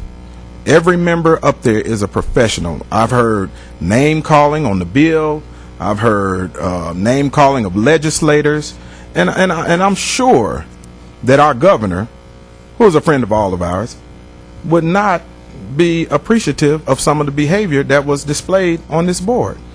And you know, and I believe in my heart, and maybe and I will blame it on emotion. I blame it on emotion. But we are all professionals. Miss Ali Walker, I would never ever call you out of your name or even any of your ideas out of your name. Mr. Herford, I would never call you out of your name or even any of your ideas out of your name or any other members. We are all professionals. We all want the same thing. Now, whether our pathway to getting to that and our ideas on how we get to that same thing may differ, but we all want the same thing, and that is a thriving cosmetology industry. And that's it. But Ms. Walker, I consider you a friend. I do. I tell you, I consider you a friend, and I want your help. And I'm asking for your help. Okay, I need your help, and this is what I need. I've been licensed for over 25 years. I have a full cos license. And I've been specializing in natural hair for 14 years. This is what natural hairstylists need. I don't know who you consulted with, but I'm not going to say that this is a bad bill. I'm not going to say that it's not needed. But with respect to natural hair, what is really needed is a curriculum. And I can't believe the legislation, as far as natural hair is concerned, it should have dealt with a curriculum. 300 hours, 300 hours forces natural stylists to break the law. They break the law every day. Because in the natural hair curriculum, it doesn't make a provision for certain services that we offer. I can do it under the law because I have a full COS license. But people who do natural hair and they have this 300-hour license, they break the law every day because it is an underdeveloped curriculum. It's only 300 hours. People are saying, what all you can't learn in 750 hours, what can you learn in 300 hours? It makes the assumption that natural stylists, that people who have natural hair won't need their ends clipped or want a haircut. It makes the assumption that people who wear natural hair wouldn't want color in their hair. It makes a lot of assumptions. That curriculum is very underdeveloped, and it forces people every day to go in the salon and break laws, and that's not right. That's not right. Also, with respect to the natural hair schools, unless we come up with something different, the only difference in a natural hair school and a cosmetology school would be 5 manicuring tables, unless the requirements for a natural hair school would be less than 20 students or less, you know what I'm saying, with respect to that. But other than that, it's the same thing. And with respect to the communication we had, I saw the television piece on Fox, and I sent you this correspondence via Facebook on November the 8th, and I sent you my number, and I told you I saw the story. There were some things in the story that were misleading. It made it seem like that there was no existing natural hair. I'm not saying that you said it, I'm saying the way the story was presented, that there was no existing natural hair license, and there were no industry expos and conferences currently taking place in Memphis or in the state of Tennessee, and that was just not true. But I did reach out to you. The date of the correspondence is November 8th, 2012. That was the first correspondence. And I saw Commissioner Giannini at an event in March, and he asked me, had I spoken to you? And I told him that I had reached out to you, but you did not respond. So I just wanted to publicly offer clarification on that. But back to the larger context of why we're here today, we have this new bill. You're here to make a clarification, and people are concerned. At the end of the day, what is in the best interest of the industry in the state of Tennessee? And what I think is in the best interest as it relates to natural hair is to change the curriculum. A few years ago, well, I've been on the board since 2008, prior to when I was on the board when the representative from Tennessee was Ernestine Pete. I know you know Ernestine. At that time, via the invitation of current County Commissioner Henry Brooks, then State Representative Henry Brooks, I was, along with 2 other stylists from Memphis, we came up here and we spoke before a subcommittee in regard to an expanded natural hair curriculum. But a former board chair was there with some other individuals, and their presentation made our presentation seem like it just had no merit. It was not worthy. They didn't understand they just didn't understand this natural hair thing. But to repeat myself one more time, because I think it's important, natural hairstylists, natural hair students need an improved curriculum. But to just think that you can learn how to do natural hair in 300 hours, it's a disappointment and it's an insult. Miss Ollie Walker, I completely understand that, and I value your experience. I want you to know that, and I want to be on record for saying I value your experience in natural hair. Now, a lot of what you spoke about can be fixed in the rules. Let's fix it in the rules. If there's a curriculum that needs to be created for natural hair, let's create the curriculum for natural hair. This is a different time. It's a different legislator, in place. Let's create what needs to be created, in regards to natural hair. Now, in regards to the communication after hearing about the story in November, and I think you communicated with me again, and you communicated in regard. I almost think, if I remember correctly, you called me in regards to one of the ladies that was on the Fox 13 story, if I'm not mistaken. I've never called you. I'm sorry. Or maybe it was in Facebook communication, and maybe I'm wrong. It was. I have it here. It was dated November the 8th, 2012. My question is, why didn't you notify the board members? If you knew about it, you knew it was coming. No, but based on the Fox story, what we're talking about here today, that's not what was presented in the Fox story. Right. Well, the question was, why wasn't the board notified? And if a board member knew about it, why didn't the board member notify the board? That's all I'm saying. And but in regards to natural hair care and the curriculum and the amount of hours, if I'm not mistaken, in the code right now is 350 hours. Or it's either 300 or 350 hours for natural hair care instruction in cosmetology right now, in the cosmetology program right now. Now, what that needs to look like, Miss Ali Walker, I am completely at your will or the will of a committee. If you would like to create a committee so that we can, or create it for the rulemaking process to address that, then I think it's a great idea. Okay, I'm not making reference to natural hair in the full COS curriculum. I'm making reference to the natural hair curriculum for the natural hair license. Yes, ma'am. I completely understand. That's what I'm saying. That has to be done in the rulemaking committee. And as far as me notifying my board members, I didn't have anything to notify them of, and I didn't know that was that my responsibility, because I didn't know what the bill was until it was a done deal. I just knew what you were working on in a general sense. So you're saying that I should have informed them of what you were working on in a general sense? I'm not saying that you should have done anything. All I'm saying is, if when I served on boards, we all work together to keep everyone abreast of everything that's going on. And now, it's your choice as to whether or not you decide to inform the board, hey, this is coming down the pike. This is something that Representative Parkinson is working on. Then, I know we communicated again after the bill was in motion, and that's your choice. But all I'm saying is, what you're saying, but what was on the Fox News story? Yes, ma'am.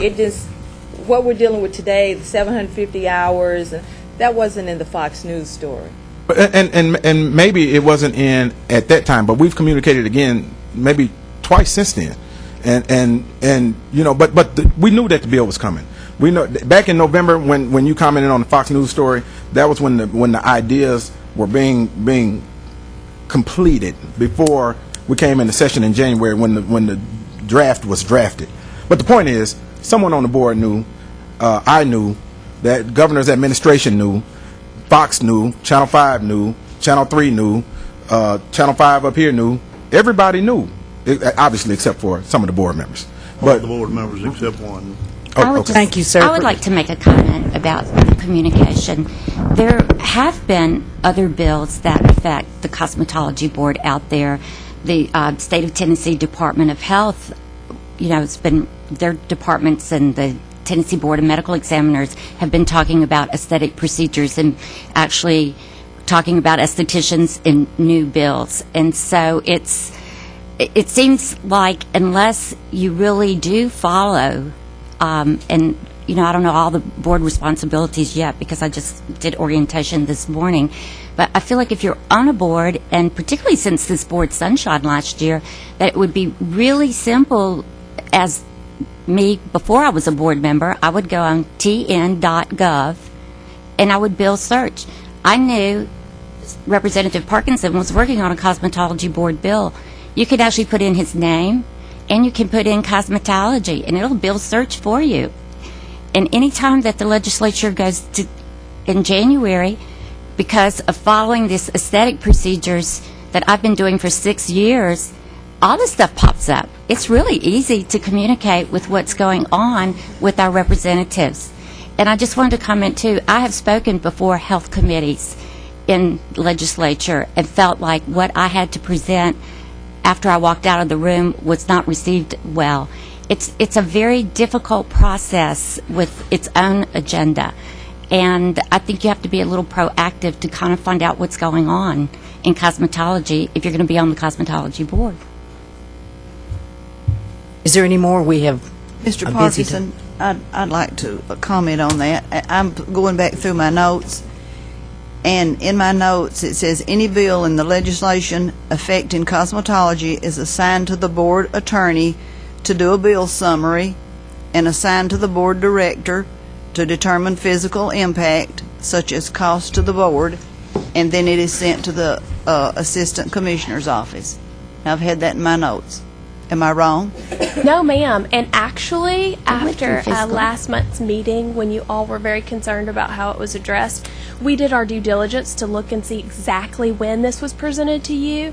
And I remembered talking about, because Ms. Coppinger knew about the mobile manicuring bill. It was presented to you at the February meeting, and everyone but Ms. Colley and Ms. Pearl were in attendance when the natural hair care school and the mobile manicuring bill were discussed. And actually, everyone commented on it.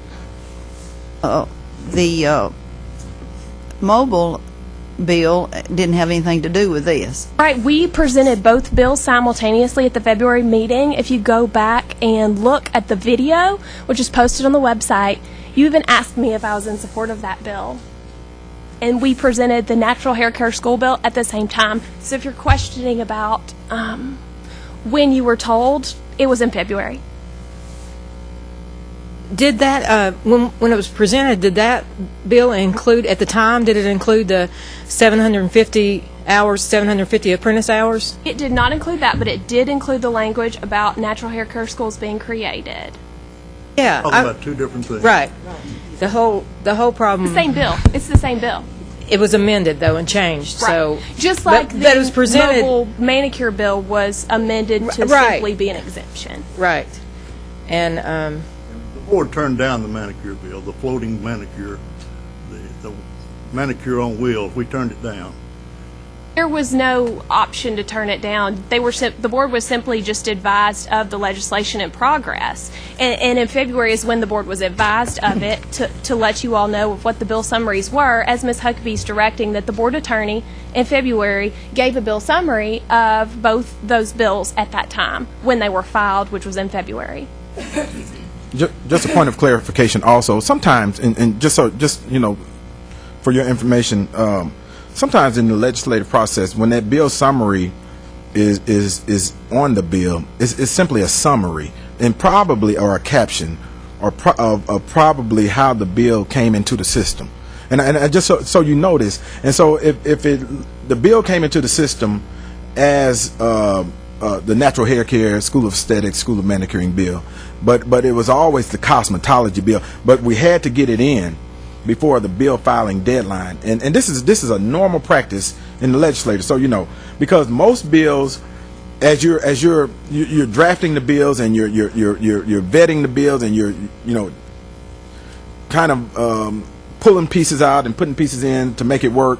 You know, the bill develops, and then when you're going through the committee process, also, the committee members begin to help to vet and pull and ask the questions and make adjustments to legislation also in the committee process. So it goes through several committees on both sides, both the House and the Senate, before it becomes what it is. And that's the process that this bill went through. And so at the end of the day, when the bill is, even when it's passed, it still might have a summary that says natural hair care schools, a bill to create natural hair care schools, and it still has many more components to the legislation. So that's the normal practice in the legislature. But I would like to add, though, a lot of schools they began to allow their students to go on the salon floor inside of the schools, a lot of times after only 300 hours of instruction, and that's the truth. After only 300 hours of instruction, this bill mandates 750 hours of classroom time. Okay? And so, yes, ma'am. When they go on the clinic floor after 300 hours of instructions, 300 hours of classroom instruction, there's still classroom instruction going on simultaneously with that clinic floor. And that's perfectly understandable, and I would venture to agree with you. And there's nothing that says that we can't not put the same thing in the rulemaking process for apprenticeships.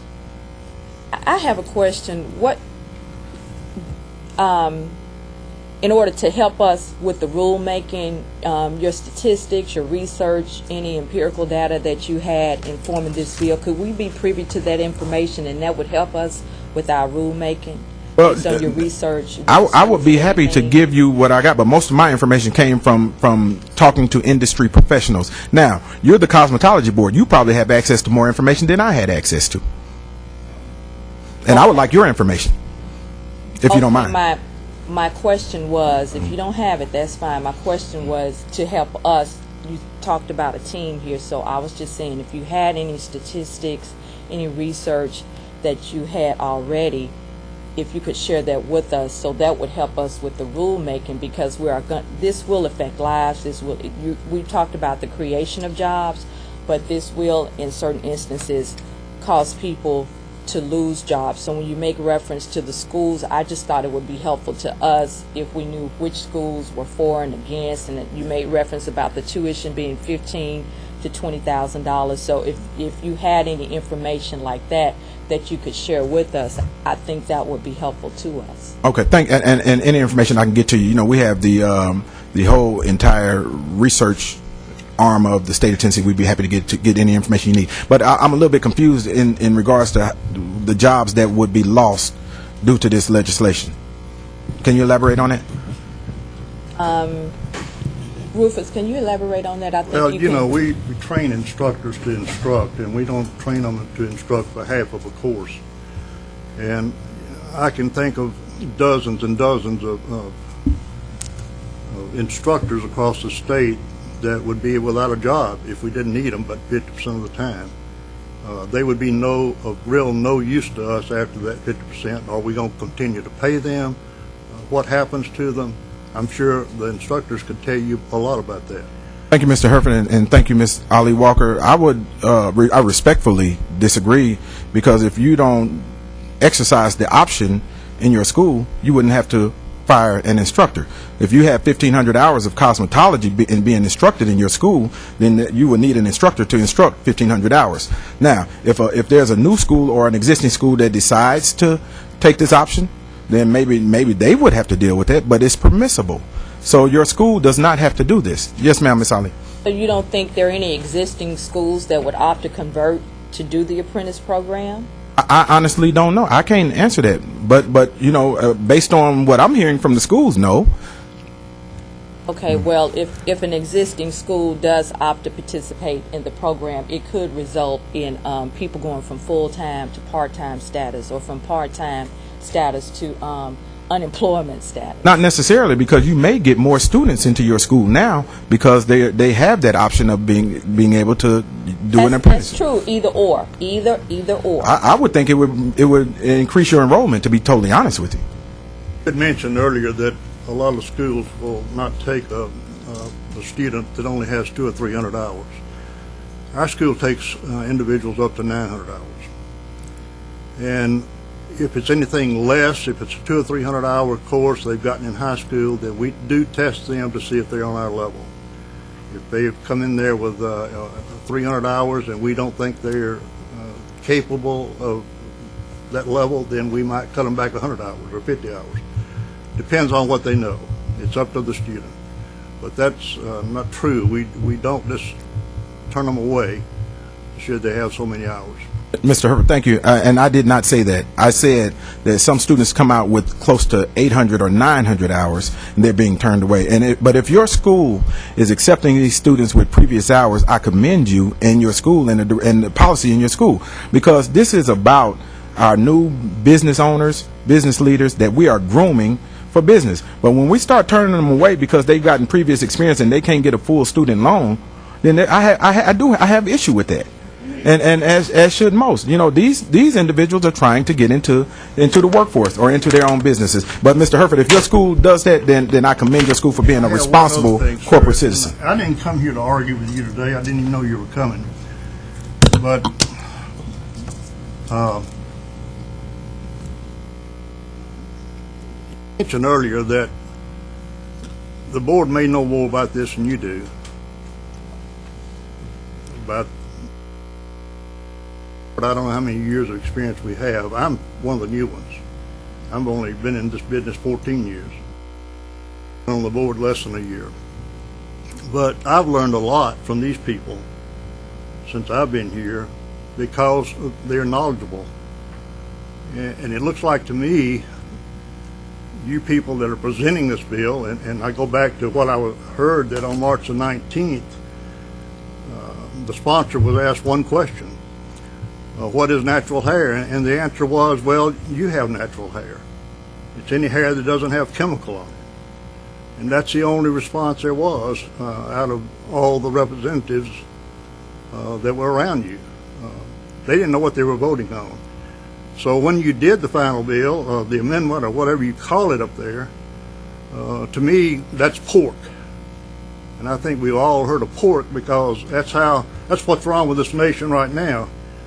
We're $17 trillion in debt because we've added on millions and billions of dollars of unnecessary pork. And that's the way I see this. Thank you, Mr. Herford. I don't know who you people are. I really don't. So you might have to define it for me. And secondly, Mr. Herford, natural hair, unless you have a different definition of it, natural hair is hair that is not chemically treated.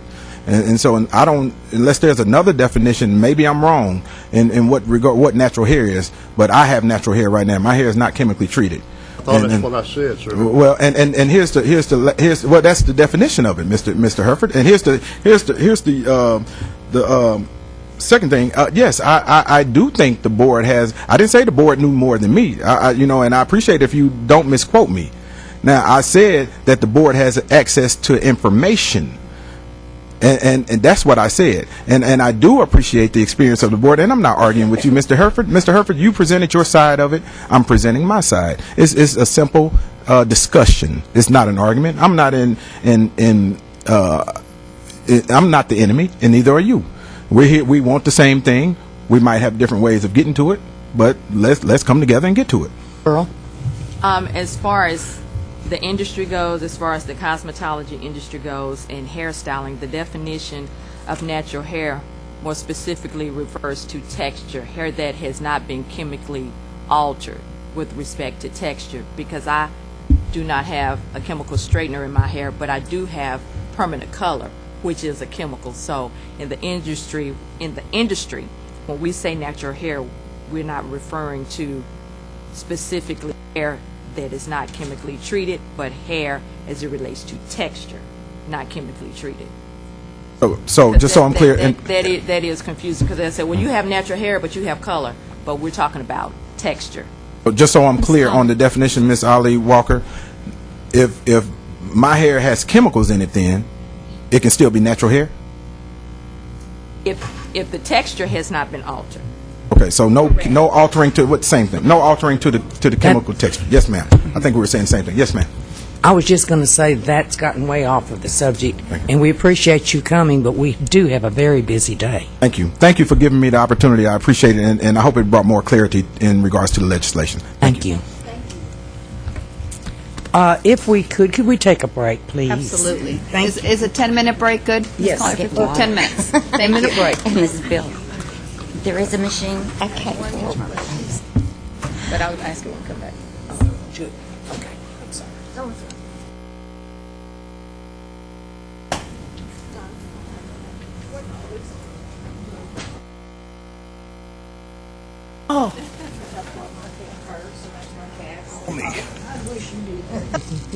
I just have a quick question for legal. If this is a question for you, if Mrs. Walker Ali had contacted other board members regarding the legislation, if she knew about it, would that be a violation of the Sunshine Law? Not acting in the capacity of a board member, just as a concerned citizen, I'd have to say no. I mean, the board is not acting to change any policy. It's the legislature that's acting, and she's just present there, but not as a board member. But Rachel's a lot closer to departmental policy than I am. I don't think there's a prohibition. Okay, so the answer is no? Oh, okay. Okay. There are a few people that have some comments that they would like to make. We have a tremendous amount of business.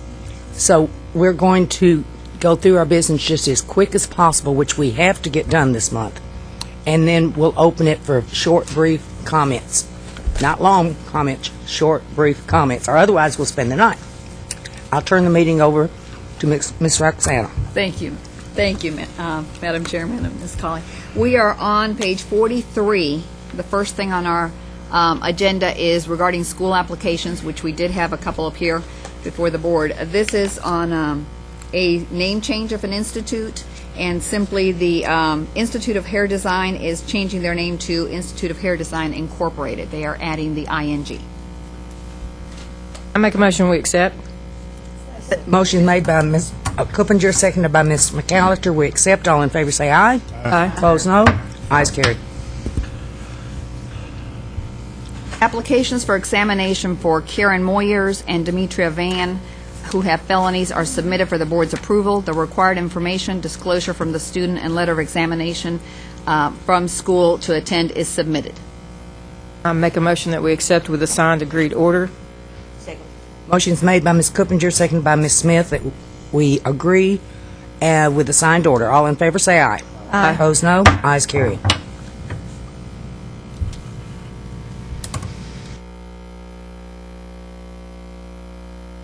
For extensions of instructor hours, we request has been submitted to the board extending continuing education from 2011 to 2013 for Katrina Gray because she got married and lived in Michigan. If approved, she will be taking continuing education as soon as it is available. Do I hear a motion we accept the name change? This is an extension. Oh, extension. For her. I'm Yes, sorry. Yes, due to she moved, relocated, changed her name, but she was not able to attend in 2011, so it's an extension. I understand now.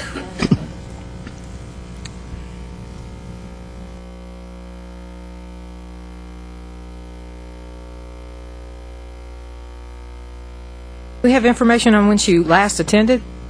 It would have been 2009. It's the 2011 she was not able to do. So what happened in 2012? Moved. She's been living in Michigan. Oh.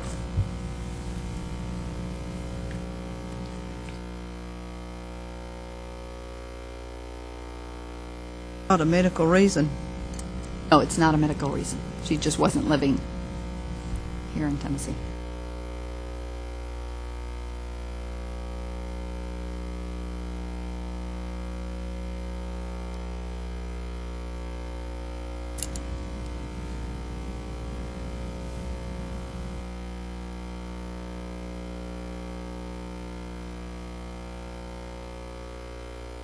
I wonder if she has a Michigan license.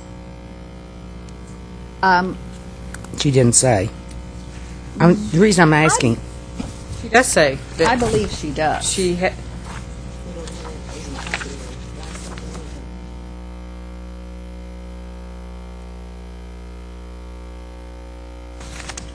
Her letter, she states that Yeah. she has a Michigan license, but we don't have a copy. well, the thing being, unless she goes in to the one in Nashville, that'd be the only one left, unless she went to Pigeon Forge. Right. There's still the one in October or February would be the next round. And I think that was her interest to try to do the session in October.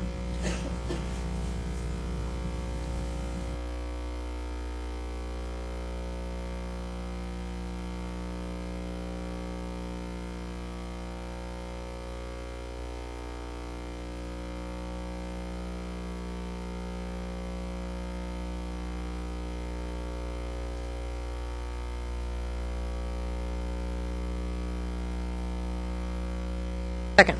Motion made by Ms. Smith, seconded by Ms. Kuppinger, that she attend training between now and the end of the year, which is October is the last chance. All in favor say aye. Aye. Opposed, nay. Ayes carried. We're moving on to field trip requests. Field trip request from Buchanan Beauty College for permission to take students on July the 30th to visit Joy de Vie Salon.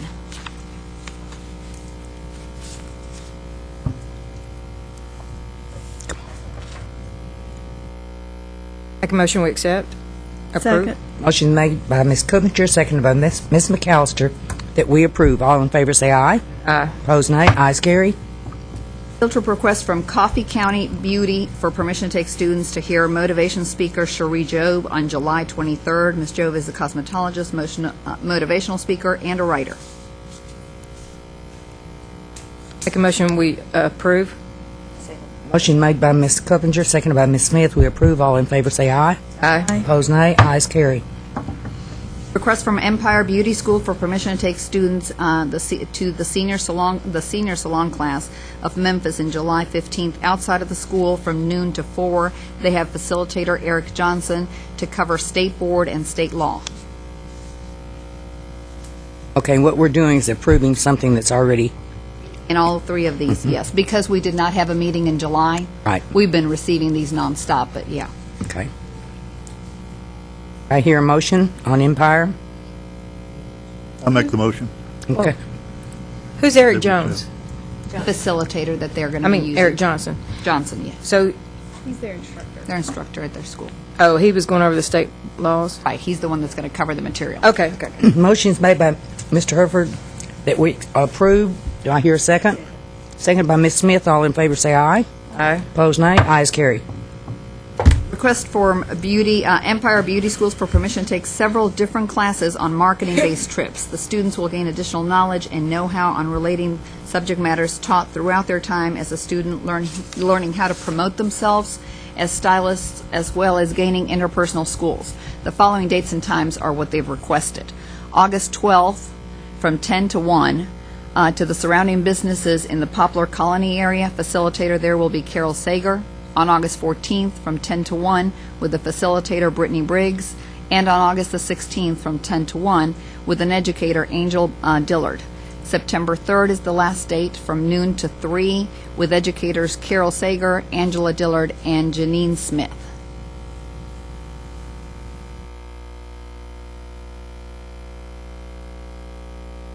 I hear a motion. Yea or nay?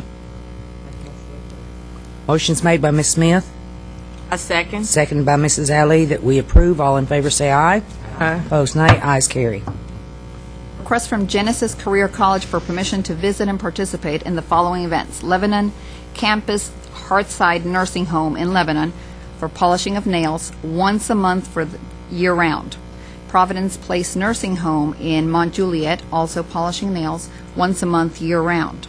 Prospect for disabled persons, basic haircuts and polishing of nails once a month year-round. Lebanon High School plays in the spring and in the fall to do makeup and hair for performances. Fashion shows Winfrey Bryant once a year in May. Back to School Bash at Lebanon High School on August 3rd from 10 to 2. Back to school haircuts for elementary and high school students. Heartland Christine polishing of nails, and once a month year-round for both of those. McKendree Village, polishing of nails, once a month year-round. All of these students will be accompanied by licensed instructors to each of these events.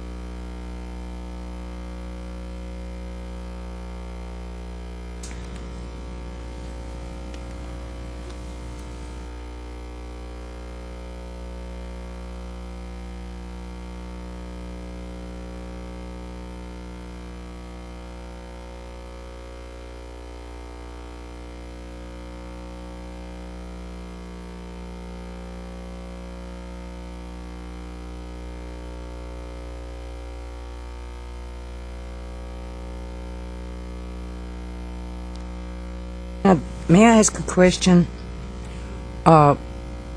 Explain to me what they're talking about. Prospect for disabled persons, basic haircut, polishing of nails once a month. Where? Which date are you on? I'm sorry, Ms. Collins. I'm on Genesis. Right, but which date? Around the August 3rd? Back to school no. bash? Okay. There's no- Prospect for a disabled person. That is, what they've done is they've submitted an email with the list of things they'd like to attend, so I don't have a lot of information, but they have been contacted by different establishments to do. And so this piece would be a prospect of visiting for people that are disabled and at their homes, and they would be able to do basic haircuts or polishing of nails.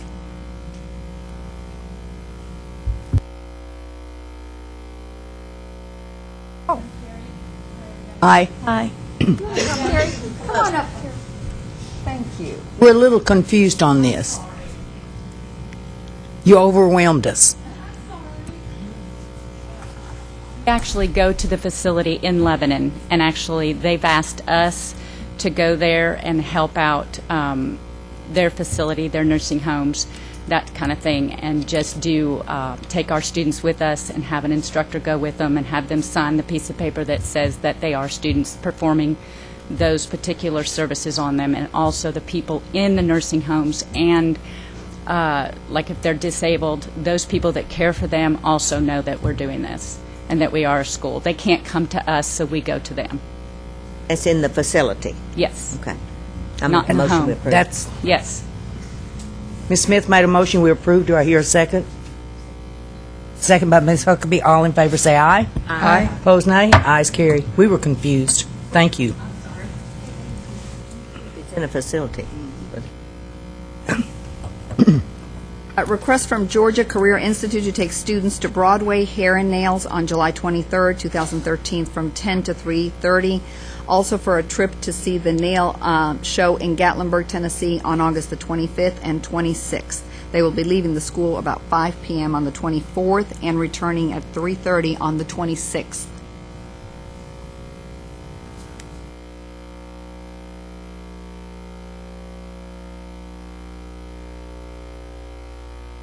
Do I hear any comments or a motion? With instructors.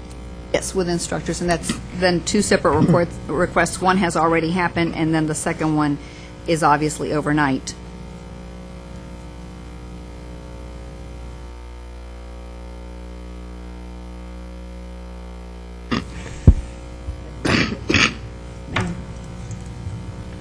Motion made by Ms. Smith that we approve. Do I hear a second? Second by Ms. Huckabee. All in favor say aye. Aye. Opposed, nay. Ayes carry. Request from Georgia Career Institute to take classes to on two different dates, August the 7th and August the 13th, to beauty supply and pigtail and crew cuts. The trip will benefit students, helping them realize the potential salons that are available upon their graduation. Make a motion, we approve. Motion made by Ms. Coppinger that we approve. Do I hear a second? Second. Second by Ms. McAllister. All in favor say aye. Aye. Opposed, nay. Ayes carry. Field trip request from Georgia Career Institute to take a class to Broadway Hair Salon in Cookeville, Tennessee, and to State Beauty and Cosmo Professionals on August the 9th from 9 to 3 p.m. Do I hear a motion? Make the motion to approve. Motion made by Ms. McAllister to approve. Do I hear a second? Seconded by Ms. Smith. All in favor say aye. Aye. Opposed, nay. Ayes carry. Field trip request from Gold's Academy to tour and meet managers and owners of various spas and med spas in the Memphis area on August the 20th from 8:30 to 2:30. Great learning experience for students as they conclude a chapter on business and skincare and career planning. Second. Motion made by Ms. Sappenfield and seconded by Ms. Smith. All in favor say aye. Aye. Opposed, nay. Ayes carry. Field trip request from Madison University of Beauty for Bill Perry to take students to Atlanta, Georgia for the hair show. Make a motion to approve. Second. Motion made by Ms. Coppinger, seconded by Ms. Smith that we approve. All in favor say aye. Aye. Opposed, nay. Ayes carry. Request from Paul Mitchell School of Nashville and Murfreesboro campus to provide hair and makeup services for the event A King and the Princess, a father-daughter dance at the National Dance Club in Murfreesboro on Saturday, September the 7th. An instructor will accompany the group. Second. Motion made by Ms. Sappenfield and seconded by Ms. Huckabee to approve. All in favor say aye. Aye. Opposed, nay. Ayes carry. Request from Remington College Nashville campus to take students on a monthly trip to the Martha O'Brien Center in Nashville to perform haircuts on children in the community. This provides students with an opportunity to give back to the community. The start date is July 26th. Motion's made by Ms. Sappenfield, second by Ms. Smith. All to approve. All in favor say aye. Aye. Opposed, nay. Ayes carry. Request for Tennessee Career Institute to take the Nail Tech event in the Smokies on August the 25th and 26th. Motion made by Ms. Sappenfield. Do I hear a second? A second. Seconded by Ms. Ali. That we approve. All in favor say aye. Aye. Opposed, nay. Ayes carry. Request from Tennessee School of Beauty to take students on salon visits the third Thursday of the month. They will have the opportunity to speak with salon owners and managers to gain knowledge concerning career choices. Motion made by Ms. Sappenfield, seconded by Ms. Smith. All in favor say aye. Aye. Opposed, nay. Ayes carry. Request from Virginia College in Knoxville to take students on the last Saturday of each month to local salons, spas, nail shops, and beauty supply stores in the area. The objective is for the students to gain insight into what future employers are looking for, how to dress, how they will be compensated, and much more. Motion's made to approve by Ms. Sappenfield. Do I hear a second? Second by Ms. Huckabee. All in favor say aye. Aye. Opposed, nay. Ayes carry. Request from West Tennessee Business College to attend Naturals in the City Hair and Wellness Expo in Memphis, Tennessee on July 27th and 28th. Motion's made by Ms. Smith to approve. A second. Seconded by Ms. Sappenfield. All in favor say aye. Aye. Opposed, nay. Ayes carry. Yay, that's done.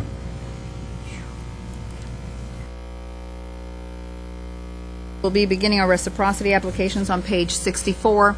Application for reciprocity of esthetician license from Texas for Thuy Louis Bayay. Certification from Texas verifies testing and licensure in 2008 with 750 hours, but the transcript provided only accounts for 600 hours of manicuring, not aesthetics. A printout of the TDLR, Texas Department of Licensing and Regulation website displays that 750 hours with a different school by the name of National Beauty College.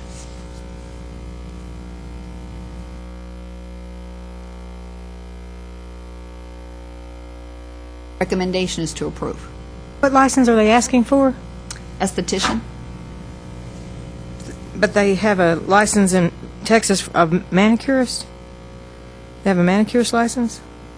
Looks like they may have two licenses, and just to prompt, because there's going to be a lot of reciprocity, and Roxana and I have been going over reciprocity, so just a lot of the reciprocity applications have been coming in, and a lot of states have certifications which provides a Social Security number. Our certification to other states provides a Social Security number.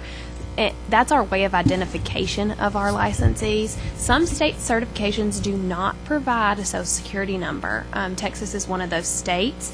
In some of the licensure revocations we've done, we have applications that are coming back to reapply, and they're providing a state certification. So we have said, well, how exactly do you have a certification when we agreed to a licensure revocation with you and the state certified non-licensure through these formal hearings we had been recently going through, as you all know about. And so it's made us take a closer look at the certifications and ask for transcripts in a lot of cases and make sure that the individual being certified is one and the same. We always make sure, the names match, the hours match, the licensure number, and if there's ever any question, we, bring it before the board, and often I will, or Roxana or our board office staff will verify with the other state via contacting them or their Verify license like we have on our website to ensure it's one and the same person. So in this case, it looks like this individual, it's similar to that. They have a Texas license as an esthetician, but they have a transcript where they may have been a manicurist. So they may be duly licensed in Texas and simply sent us their transcript for their manicuring transcript as opposed to their aesthetics transcript.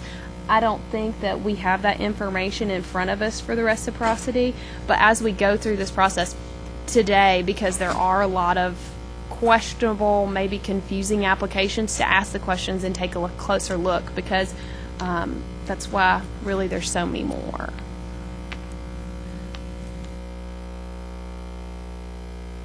Well, you know, I had reciprocity from Texas, and this doesn't look familiar at all to me. The transcript or the certification? Both. I mean, it's... This is a traditional Texas certification, which is the page right after the application on your iPads at 66. All Texas certifications and look like this. It gives the individual's name, their license number, the effective date of licensure, which is December 2008, and the expiration date. And then it says that this certification below that box was sent to us on May the 28th. Additionally, the manicurist transcript looks like it's the same individual, same name, but it looks like it's for manicuring as opposed to aesthetics. Then you went to the TDLR website, which is the Texas Department of Licensing and Regulation website, and it says that they went to both Top Beauty College and National Beauty College, and it looks like ICC, and the permit type is different. I'm not sure exactly what that is, but the license number 1438459 on their certification says that their esthetician schooling came from National Beauty College, which is not the transcript they provided us top, but it correlates, so it's just a little confusing. I think that there's probably enough information here to approve them, but if the board wants them to provide additional information, that's absolutely up to the board.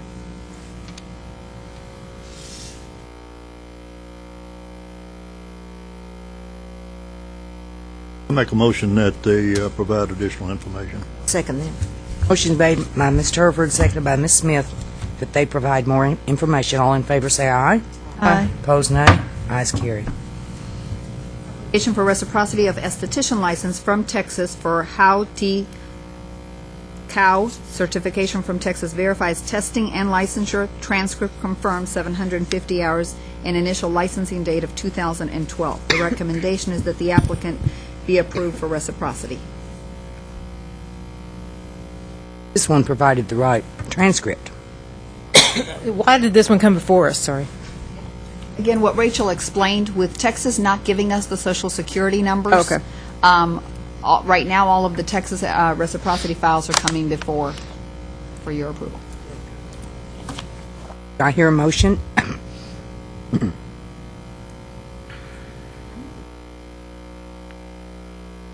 Motion's made by Ms. Sappenfield and seconded by Ms. Smith that we approve. All in favor, reciprocity. All in favor say aye. Aye. Opposed, nay. Ayes carried. Application for reciprocity of manicurist license from Indiana for Marita Michelle Coleman. Verifies 450 hours of instruction in manicurist curriculum. The initial date of licensing is 2003. She has submitted tax returns from 2008 through 2012 to verify the 5-year work history. Ms. Coleman presented her reciprocity application at the June meeting and was told to take the Tennessee examination.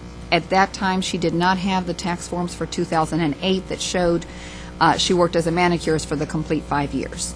The recommendation is to approve her reciprocity.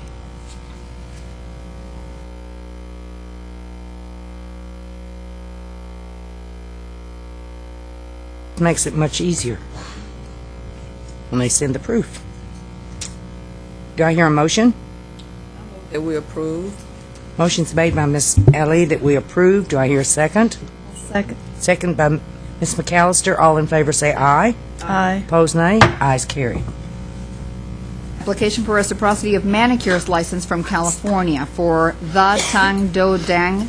Certifies verification of 400 hours of instruction in manicurist curriculum and initial date of licensing in 2007. Tax return information provided for 2008 through 2012 showing income from manicuring. Recommendation is to approve reciprocity.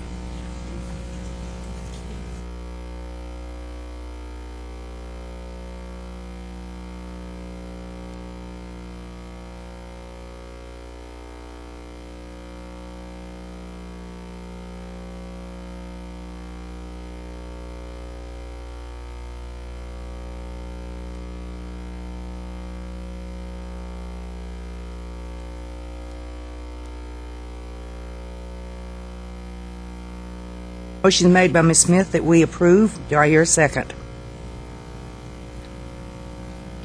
Second. Second by Ms. Ellie. All in favor say aye. Aye. Opposed, nay. Ayes carried. Application for reciprocity of manicures license from Texas for Huang Muang Dip.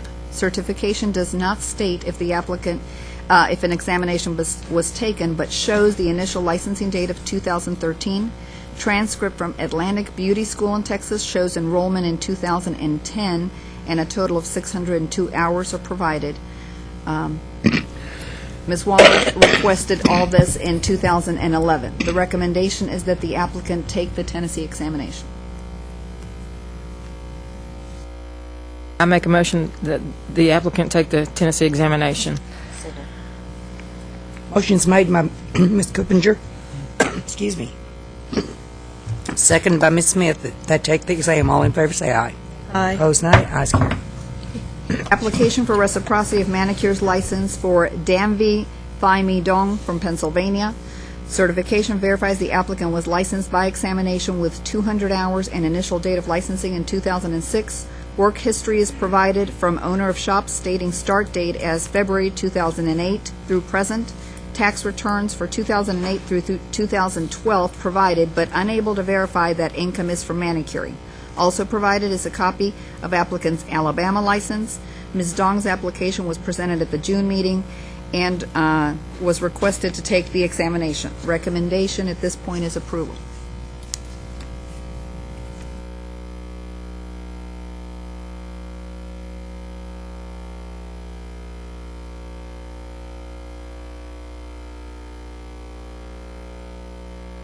Discussion, or do I hear a motion?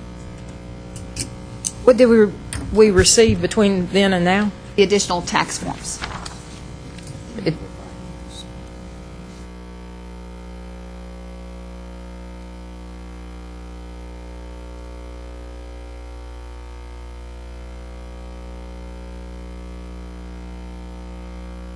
Copy of the tax forms that we have don't state that that it's manicuring, but they're here. And then we've got the letter from the shop. They actually say her place of work is doing business as Kim's Nails. I'm not sure if that's an individual doing business as Kim Nails that she worked for. Sometimes these are just better left up to the board for a decision. And Ms. Danby is actually here today. I don't know if you...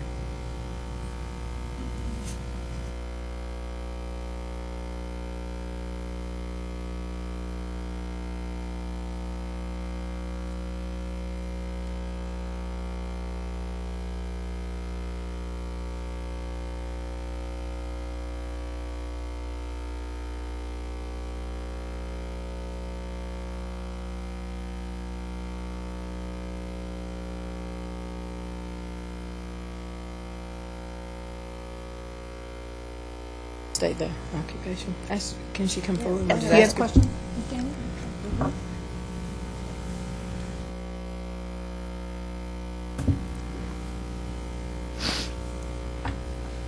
Hello. Hello. Kim's Nails, is that a salon? Yes, ma'am. That's a Kim Nail and Skin Care. Kim's Nails and Skincare? Yeah. Okay, so you worked for that salon?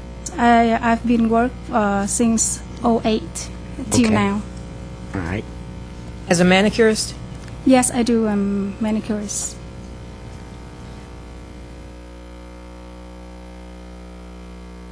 Do I hear a motion on this? Make the motion to approve.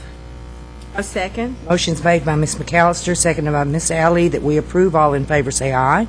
Aye. Aye. Opposed, nay. Ayes carry. Thank you very approved. much. Thank you. Application for reciprocity of manicures license for Huang Ming Dong from Texas. Certification verifies the applicant completed 600 hours and initial date of licensing in 2012, but does not state if it was by examination. Recommendation is approval.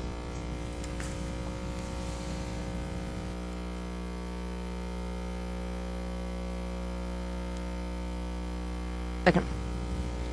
Motion made by Ms. Smith, seconded by Ms. Coopinger, that we approve. All in favor say aye. Aye. Opposed, nay. Ayes carry. Yeah, Madam Chairman, may I ask a question? Yes, sir. Are these two related? They both have the same? I would not know if they're related.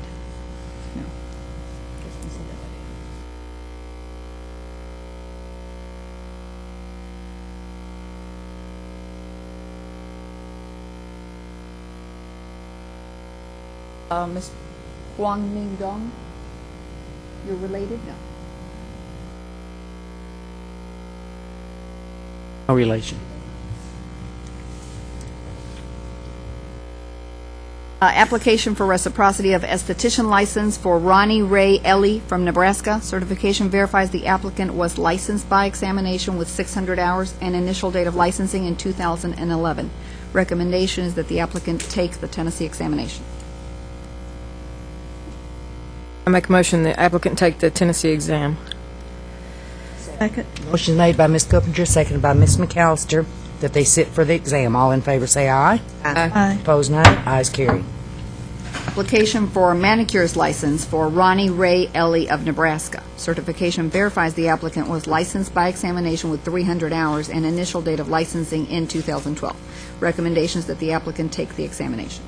Make a motion the applicant take the Tennessee examination. Motion made by Ms. Coopinger, seconded by Ms. Smith, that they sit for the exam. All in favor say aye. Aye. Opposed, nay. Ayes carried. Application for reciprocity of manicurist license from Florida for Rachel Hina Gitlin with 260 hours in the curriculum with initial licensing in 2013 and no state board examination completed. Letter of recommendation is provided. Recommendation is that they take the Tennessee examination. I make a motion that they take the Tennessee examination. Second. Motion made by Ms. Coopinger, seconded by Ms. McAllister, that they sit for the exam. All in favor say aye. Aye. Opposed, nay. Ayes carried. Application for reciprocity of manicurist license from Massachusetts for Tuang Huai Ha. That's certification verifies 100 hours and initial licensing in 2001 by examination. Certification from Georgia is by reciprocity and shows licensing in 2005 with an expiration in 2011. And Massachusetts certification shows an expiration date of 2007. Tax returns are provided for years 2008 through 2012, and name change document is also provided. The recommendation is that the applicant provide proof of current active licensure in order to receive reciprocity approval from the board. Make a motion the applicant prove current licensure. Second. Motion made by Ms. McAllister, excuse me. Motion made by Ms. Coopinger, seconded by Ms. McAllister, that we get proof of active license. All in favor say aye. Aye. Opposed, nay. Ayes carried. Application for reciprocity of cosmetologist license from Texas for Tevin Desham Hill. Certification verifies initial date of licensing in 2012 by examination. School transcript is provided. Recommendations that the applicant be approved for reciprocity.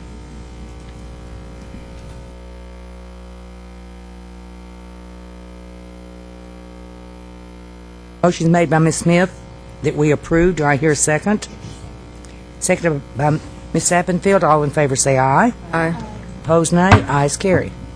Application for reciprocity of esthetician license from Washington for Mai Huang Tai Hyung. Certification verifies licensing by examination in 2006 with 600 hours. Applicant was administratively approved for a manicuring license via Washington reciprocity. The recommendation is that the applicant take the examination. Make a motion the applicant take the examination. Motion made by Ms. Coopinger, seconded by Ms. McAllister, that they sit for the exam. All in favor say aye. Aye. All opposed, nay. Ayes carried. Application for reciprocity of manicurist license from Florida for Ning Huang. Certification verifies license was issued in 2007 with 240 hours. Tax records provided for 2008 through 2010 in Florida and 2011 and 2012 in Georgia. But no license was provided for Georgia. All tax returns don't show the nature of the work. Recommendations that the applicant take the Tennessee examination.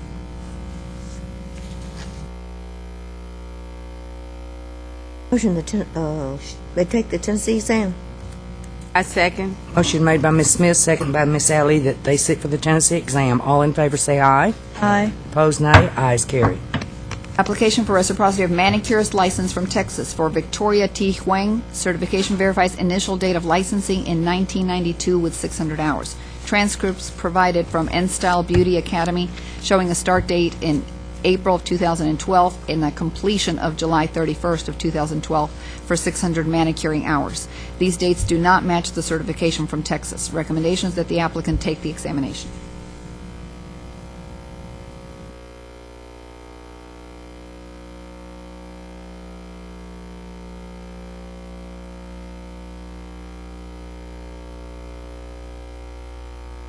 Any questions, or do I hear a motion? Make the motion they take the Tennessee exam. A second. Motion made by Ms. McAllister, seconded by Ms. Ali, that they sit for the Tennessee exam. All in favor say aye. Aye. Opposed, nay. Ayes carried. Application for reciprocity of cosmetologist license from Pennsylvania for Johann Jean Kapulka. Certification from Pennsylvania is through reciprocity with 1,000 hours earned in New Jersey and 1,250 hours required by the state per the certified letter dated 2001. Initial date of licensing is in 2007. Tax returns are provided for 2008 through 2012, confirming work in the cosmetology field. Recommendation is approval.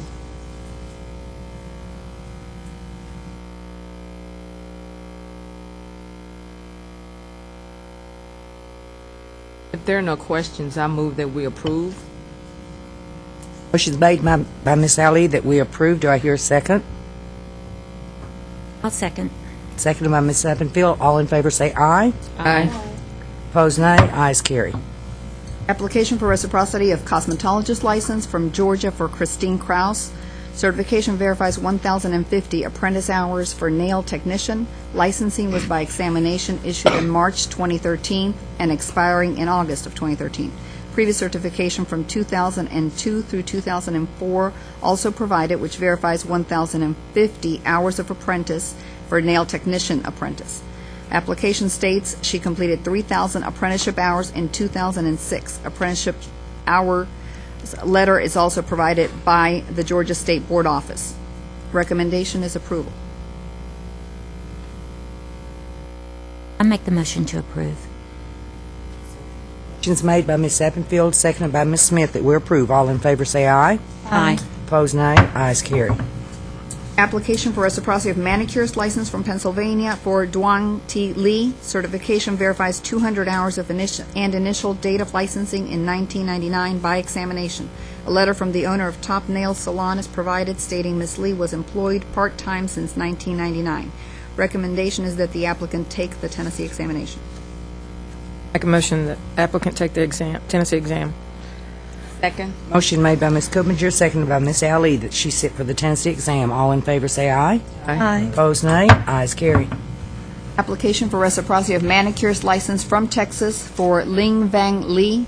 Certification verifies 600 hours from Beauty Models, previously Universal Beauty College in Texas, and passage of a written and practical examination in 2013. Board office records indicate Universal Beauty College sold hours to various applicants and later had its school license revoked by the Texas Board. This school later reopened as Beauty Models. The applicant has attached his transcript for verification. Recommendation is approval.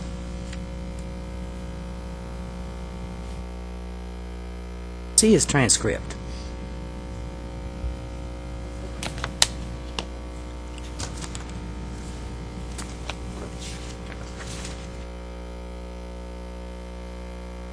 It didn't get scanned. Would you like us to pass it around? Hold it up and tell us what it says. Sorry about that. Beauty Models, transcript for manicuring technology. It provides the Social Security number, date of birth, enrollment date 10/8/2012, last day of attendance 1/26/2013. The program was nail technology for 600 hours. Graduation is checked. The name of the school is Beauty Models. It provides the address of the school, and then provides a breakdown of the curriculum: 320 hours in basics, 100 hours in bacteriology, sanitation, and safety, 80 hours in professional practices of manicuring, 70 hours in bone structure, arms and hands, function of nerves, 15 hours in rules, laws, and prep, and 15 hours in equipment, implements, and supplies. It's signed and sealed as well. Thank you. Do I hear a motion or discussion? I'll make a motion we approve. Second. Motion's made by Ms. Coopinger, seconded by Ms. Ali, Ms. McAllister, that we approve. All in favor say aye. Aye. Opposed, nay. Ayes carry. Application for reciprocity of esthetician license from Washington for Thu Ho Lueng. Certification verifies 600 hours of esthetician and licensing in 2004 and 600 hours for manicurist with licensing in 2000. A notarized letter is provided as verification that Ms. Lueng has been working as an esthetician since 2004. Washington Board Office disciplinary action records indicate that Anthony's Beauty School sold hours to various applicants and its license is currently revoked by the board. The Washington Board Office was contacted to aid in verification of this individual's licensure, and the contact advised the office records showed that the individual is licensed and passed the requisite examination, but the applicant's hours were not vetted. Recommendation is that the applicant take the Tennessee examination. Are they wanting esthetician and manicuring? No, just esthetician. Just esthetician, Yes. okay. I make a motion they take the Tennessee exam. Second. Motion made by Ms. Coopinger, seconded by Ms. McAllister, that they sit for the Tennessee esthetician. Is she just exam. registered as a manicure shop? Is that it says she's been working as a skincare and there. She was registered in a nail shop? No, Owner of Nice Nails?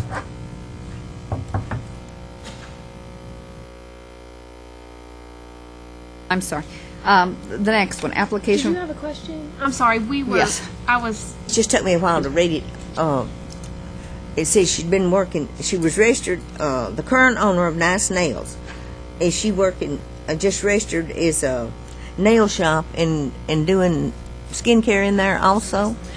her certification says that she's a manicurist and an esthetician if you look at her certification. I'm not sure by the letter if she was doing manicuring or aesthetics or both. It looks like she said she was working as a manicurist and esthetician per the letter, but it's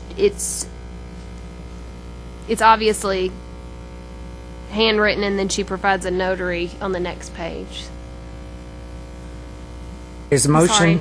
There's a motion on the floor that she sit for the exam. All in favor say aye.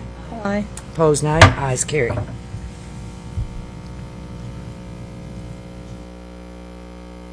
Application for reciprocity of manicurist license from Florida for Kim Lu. Documentation provided does not show that the applicant is applying for. The assumption is that they would like a manicurist license. The certification for the applicant completed 500 hours and has a full specialist license since 2012 in Florida. A letter is provided from Apex Nails stating employment between 2007 and 2013. However, Ms. Liu was not licensed during those years. The recommendation is that the applicant take the Tennessee examination. Make the motion to take the Tennessee exam. I second. Motion made by Ms. McAllister, seconded by Ms. Ali, that she sit for the exam.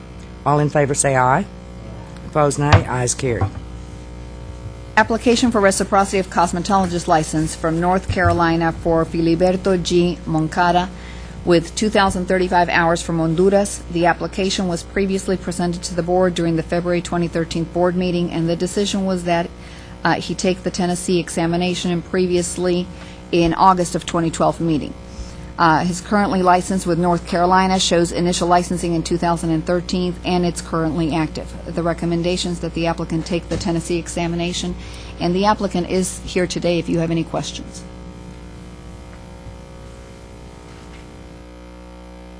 What was our previous decision, you said? Examination, to take the examination.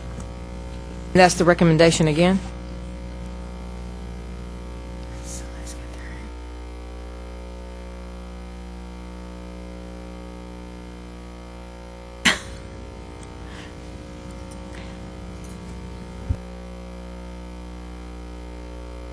Make a motion she take the Tennessee exam. Motion's made by Ms. Coopinger, seconded by Ms. McAllister, that she sit for the Tennessee exam. All in favor say aye. Aye. Opposed, nay. Ayes carry. Were there any questions to ask? No? Application for reciprocity of manicurist license from Texas for Kung Thai Nguyen, certification verifies initial date of licensing in 2013 with 600 hours. Transcript provided from N-Style Beauty Academy confirms 600 hours. Recommendation is approval.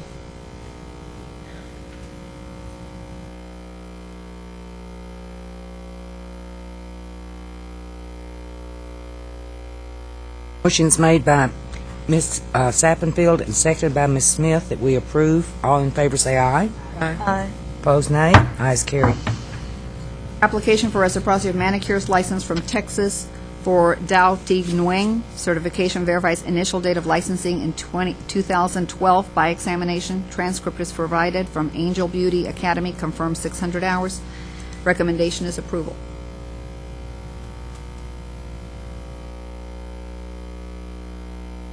Make a motion we approve. Motion's made by Ms. Coopinger, seconded by Ms. Sappenfield that we approve. All in favor say aye. Aye. Opposed, nay. Ayes carried. Application for reciprocity of manicures license from Texas for Hugh Kim Nguyen. Certification verifies initial date of licensing in 2013. Transcript provided from Atlantic Beauty School, confirms 600 hours. Recommendations approval.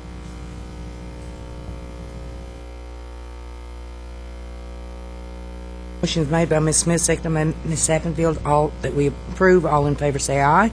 Aye. Opposed, nay. Ayes carried.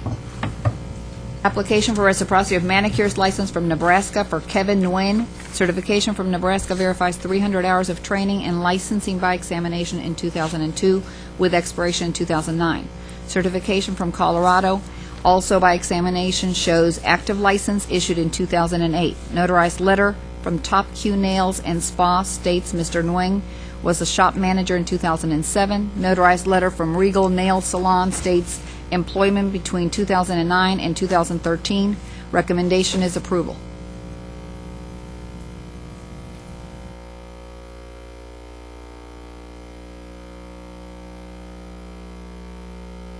A second. Motion's been made by Ms. Sappenfield, seconded by Ms. Alley to approve. All in favor say aye.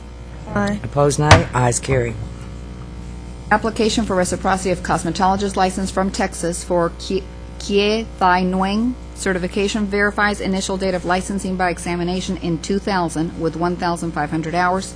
Transcript from high school does not show required number of hours, but does show cosmetology courses taken in 11th and 12th grade. Recommendation is approval.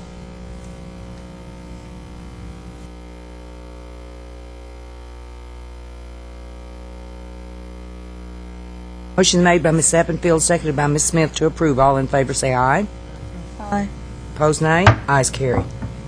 Application for reciprocity of manicures license from Florida for Liang Nguyen. Certification from Florida verifies initial license in 2008 with 240 hours. Certification from Alabama only details reciprocity from Florida with simply a certification of 240 hours, but is unclear as to the actual licensure. Tax records from 2008 and 2009 are from Alabama showing income while working as a nail technician. Tax returns for 2010 through 2012 show a residence in Tennessee and work as a nail technician, but applicant does not have a license to practice in Tennessee. Recommendation is that the applicant take the Tennessee examination. I make a motion the applicant take the Tennessee exam. Second. Motion's been made by Ms. Coopinger, seconded by Ms. Smith that he sit for the Tennessee exam. All in favor say aye. Aye. Opposed, nay. Ayes carried. Did you say, I'm trying to, was he working in Tennessee? The tax records for 2010, 11, and 12 give an address at the top of Tennessee. Yes, Knoxville. And at the bottom, it says as a nail technician. A long drive, didn't he?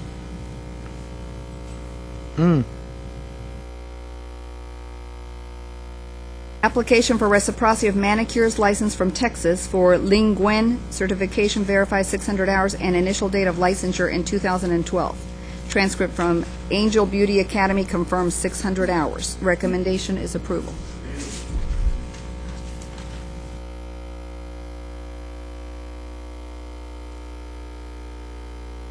Made by Ms. Smith that we approve. Do I hear a second? Second. Second by Ms. McAllister. All in favor say aye. Aye. Opposed, nay. Ayes carried. Application for reciprocity of manicurist license from Texas for Fu Michael Nguyen. Certification verifies 600 hours and initial date of licensure in 2013. Transcript from Angel Beauty Academy confirms 600 hours. Recommendation is approval.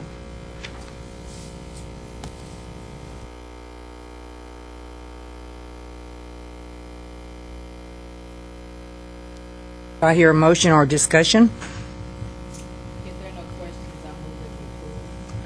Motion's been made by Ms. Ali that we approve. Do I hear a second? Seconded by Ms. I'm having troubles getting that spit out of my teeth. Sappenfield. All in favor say aye. Aye. Opposed, nay. Ayes carried. Application for reciprocity of manicurist license from Washington for Tung Thang Nguyen. Certification from Missouri shows licensing by reciprocity issued in 2007 by examination. HOA's beauty school is revoked for disciplinary action information provided by the Washington Board Office where applicant received educational hours. Tax records for 2007 through 2011 show income from Nail Tech Field. No tax return is provided for 2012. Recommendation is the applicant take the Tennessee examination. I'll make the motion that they take the exam. A motion's made by Ms. Sappenfield that they sit for the exam. Do I hear a second? Second. Second by Ms. McAllister. All in favor say aye. Opposed, nay. Ayes carry. Application for reciprocity of manicurist license from California for Bueng Ming Nguyen. Certification verifies licensing in 2005 by examination with an expiration of July 31st, 2013. Transcript from San Diego Beauty College verifies 405 hours received. Alabama tax returns provided from 2008 through 2012, but none show proof of work history and no Alabama certification is provided. Recommendation is that applicant take the Tennessee examination. Make a motion that applicant take the Tennessee exam. Second. Motion's made by Ms. Coopinger, seconded by Ms. McAllister that they sit for the exam. All in favor say aye. Aye. Opposed, nay. Ayes carry. I have a question. Their license expired last week.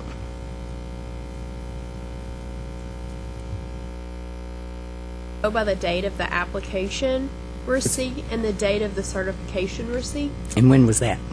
Before last week? The certification was dated on June 21st. Okay. The application was received the end of April. Okay. So we got the application in April, but the applicant didn't have the state, or either it took the state of California a while to send the certification because it's not dated until June the 21st. Thank you. Thank you. Application for reciprocity of manicurist license from Texas for V.T. Nguyen. Certification verifies 600 hours and initial date of licensure in 2013. Transcript from Pacific Beauty Academy shows only 300 hours completed, but state certification shows all 600 received. Recommendations that the applicant take the Tennessee examination. Motion they take the Tennessee examination. Second. Motion's made by Ms. McAllister, seconded by Ms. Ali that they sit for the exam. All in favor say aye. Aye. Opposed, nay. Ayes carry. Application for reciprocity of manicurist license from Texas for Wendy Nguyen. Certification verifies 600 hours and initial date of licensure in 2012. Transcript from Beauty Models confirms 600 hours. Board office records indicate Beauty Models previously Universal Beauty College in Texas sold hours to various applicants and later had its school license revoked by the Texas Board. This school later reopened as Beauty Models. Recommendation is approval.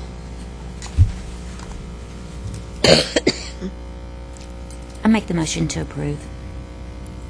Motion's been made to approve by Ms. Sappenfield. Do I hear a second? Second the motion. Second by Ms. Smith. All in favor say aye. Aye. Opposed, nay. Ayes carry. Application for reciprocity of manicurist license from New York for Due T. Feng. Certification from New York provides applicant received license in 2007 as nail specialist by equivalent experience. There is no evidence of completion or passage of any examination. Tax records are provided from 2009 through 2012 showing income in this field, but for only 4 years, 4 consecutive years. Recommendation is that the applicant take Tennessee examination. Make a motion that applicant take the Tennessee exam. Second. Motion made by Ms. Coopinger, seconded by Ms. Smith, that she sit for the exam. All in favor say aye. Aye. Opposed, nay. Ayes carried. Application for reciprocity of cosmetologist license from Florida for Simone Annette Sample. Certification verifies 1,200 hours of schooling received and initial date of licensure by examination in 2011. Recommendation is that the applicant take the Tennessee examination. Make a motion the applicant take the Tennessee exam. Motion's made by Mrs. Coopinger that the applicant sit for the exam. Second. Seconded by Ms. McAllister. All in favor say aye. Aye. Opposed, nay. Ayes carried. Application for reciprocity of manicurist license from Georgia for Dung T. Feng. Georgia certification verifies current active licensure by examination since 1994 as nail technician with 320 hours. Kentucky certification through reciprocity verifies licensure in 1996 by examination and expiration in June of 2013. Recommendation is that the applicant take the examination.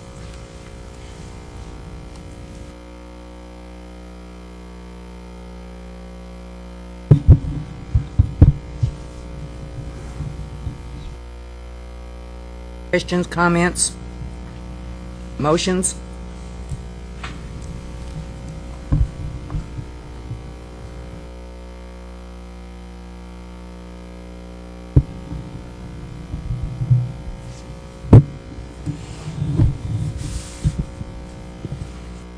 Why wasn't recommended for approval? What am I missing? You It's not. recommended- It's recommended that they take the examination.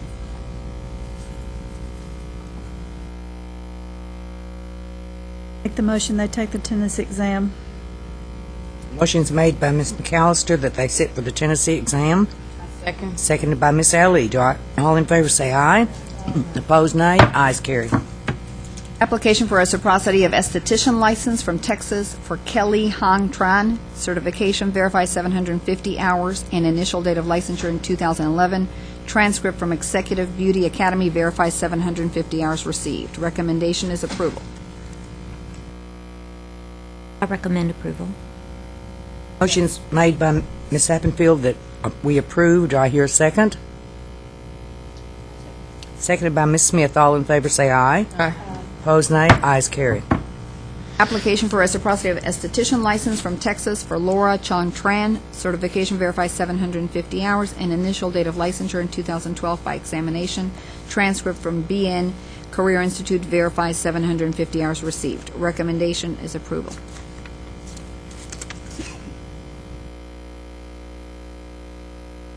I recommend approval, or make a motion. Motion's been made by Ms. Appenfield that we approve. Did anyone second? I second. Second by Ms. Ali. All in favor say aye. Aye. Opposed, nay. Ayes carried.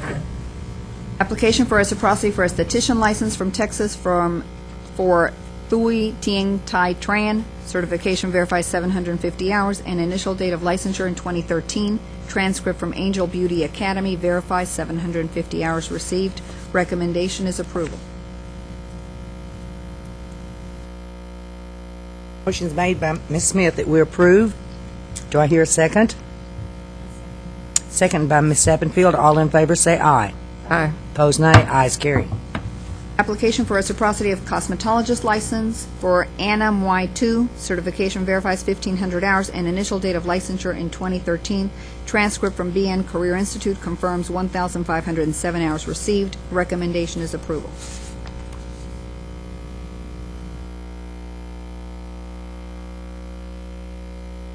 Just like the one we just did. Motion made by Ms. Smith that we approve. Do I hear a second? A second. Second by Ms. Appenfield. All in favor say aye. Aye. Opposed, nay. Ayes carried. Application for reciprocity for manicures license from Texas for Huevo. Certification verifies 600 hours of initial date of licensure in 2013. Transcript from Atlantic Beauty School shows 600 hours and transcript hours on transcript and 512.85 on certificate. Recommendations that the applicant take the Tennessee examination. I think all of Texas is moving to Tennessee. Wondering if that Angel School was exporting trainees. We've approved a lot of them. I make a motion the applicant take the Tennessee exam. Motion made by Ms. Cuppinger, seconded by Ms. McAllister that they sit for the exam. All in favor say aye. Aye. Opposed, nay. Ayes carried. The next several applicants are coming from Puerto Rico, and we tried to put them together. All of the state certifications that we receive, we always ask the states to send them directly to us. And so in this particular case, the certifications from the territory of Puerto Rico has gone directly to the applicant and not to us, and that's why they're presented in front of you with the recommendation that they are. I've tried on probably a 2-week span to contact Puerto Rico directly also to get verification and have been unsuccessful. And so our request with all states is that they either email and we can verify email and we have contact information we can go back and forth with, or that they mail and then we always keep the envelope verifying that the certification's coming sealed to us and we can verify, and that's not been the case with Puerto Rico. So I just wanted to give you kind of an explanation why you're going to be getting so many in a row for you to consider. And if you've got any questions, feel free to stop me. I hate that we've not succeeded in reaching them, but once the letters go out to the applicants, they'll know just resend us the certification. The first one is an application for reciprocity of cosmetologist license from Puerto Rico for Tuyet T. Bush, certification mailed by applicant along with transcript for school hours and other supporting documentation. Board office is unable to verify authenticity of documents provided by applicant with Puerto Rico Auxiliary Secretary. Records show 1,500 hours and licensure by examination issued in 2000.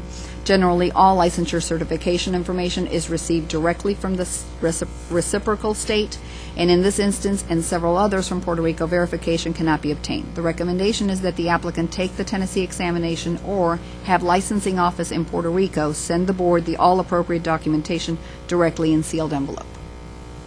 I make a motion we go with the recommendation. That's a good way to say it. Motion's made by Ms. Coopinger, seconded by Ms. McAllister, that we go with the recommendation. All in favor say aye. Aye. Opposed, nay. Ayes carried. Application for reciprocity of cosmetologist license from Puerto Rico for Tuet Tuang Morin, certification mailed by applicant along with the transcript of school hours and other supporting documentation. The same information that I just mentioned, we were unable to verify the records. And it's also the 1,500 hours. This was received in 2004. The recommendation for this applicant is also that they take the Tennessee examination or have the licensing office in Puerto Rico send the board all appropriate documentation directly in a sealed envelope. Make a motion we go with the recommendation. Motion's made by Ms.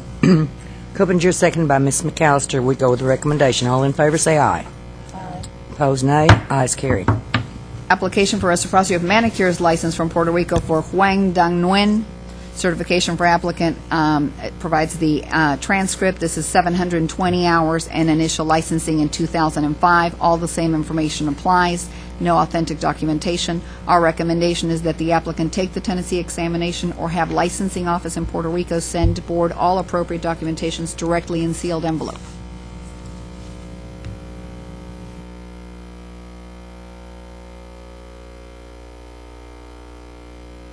Okay, motion's made by Ms. Smith. Who said that? You both have soft voices, and I have trouble with my ears figuring it. Motion made by Ms. Sappenfield that we go with the recommendation. Do I hear a second? A second by Ms. Smith. Yes, sir. All of these are going to be identical. Why can't we not just use one vote on all of these? I think we're through. Are we through? How many do you have from Puerto Rico? I have 1, 2, 3, 4, 5, 6, 7 more. Are they all for full cosmetology license? If we could just No. read their name and say Puerto Rico and the same applies, and you just do the motion each one, would that be okay? We We got don't it. have to read the verbatim verbiage. Is that okay? Mm-hmm. Okay. Okay, we've got a motion on the floor. All in favor say aye. Aye. Opposed, nay. Ayes carried. Okay, moving on. Jenny Nguyen, also from Puerto Rico, Tram Tai Thu Nguyen, Kie Tai Thu Feng, Hong Ti Feng, Sheila Idrani, Trang N. Tran, U V Lee. That's it for Puerto Rico. I think there's one at the very end, but we'll catch him later. Make a motion we go with the recommendation. A second. Motion made by Ms. Coopinger, seconded by Ms. Ali, that we go with the recommendation. All in favor say aye. Opposed, nay. Ayes carried. And will place these in the minutes as if they were individually motioned by Nina and Miss Pearl as one by one. Is that okay Sure. with you? Sure. Okay. They won't go in. Application for reciprocity of manicures license from Texas for Anna Tuang Lee. Make sure everybody is.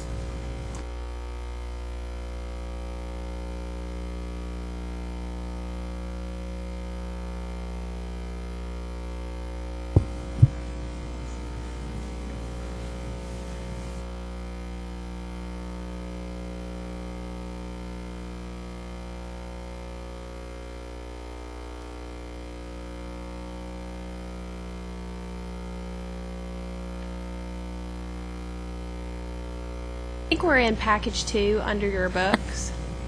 Do you all know how to get, if you hit library at the top left? Yes. Anybody need help? Stuck in Puerto Rico still. No. Here. Let's do.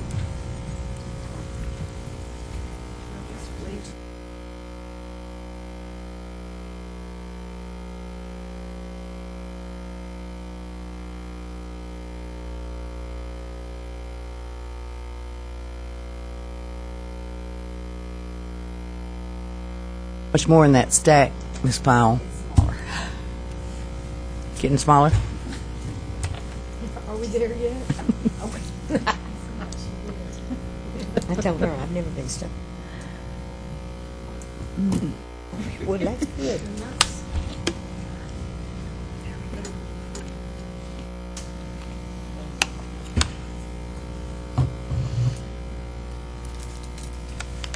Part 2. Here we go. Thank you very much.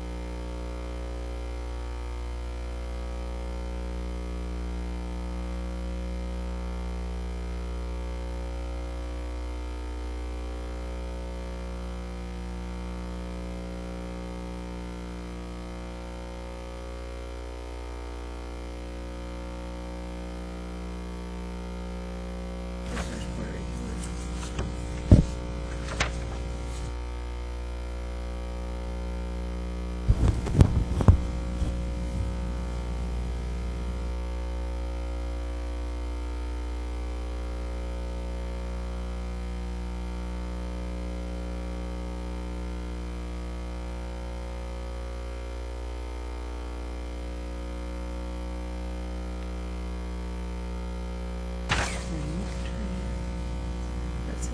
Train's the last.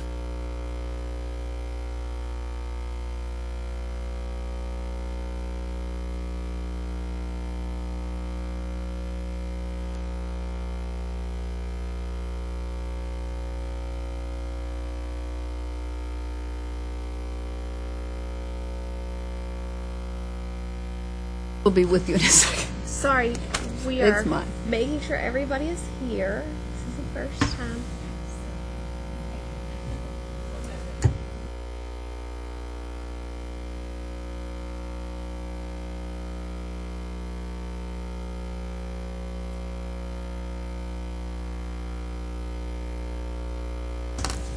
You might have should have gotten her on.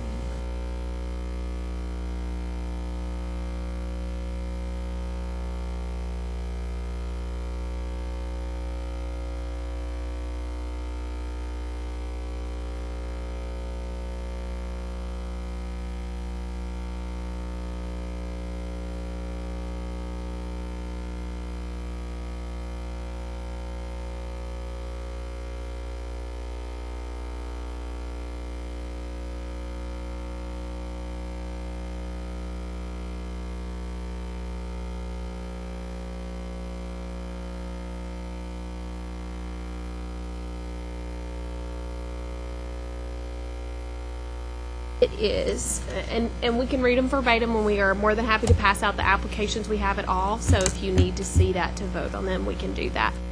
And that's who my she's- bad. It's first time. Nothing always goes as planned. So I'm going to let her read what she has in the minutes and verify everything on the application if I need to add anything additional as she reads, and then we can pass it around if you all want to see it, okay? Is that okay? Does that work?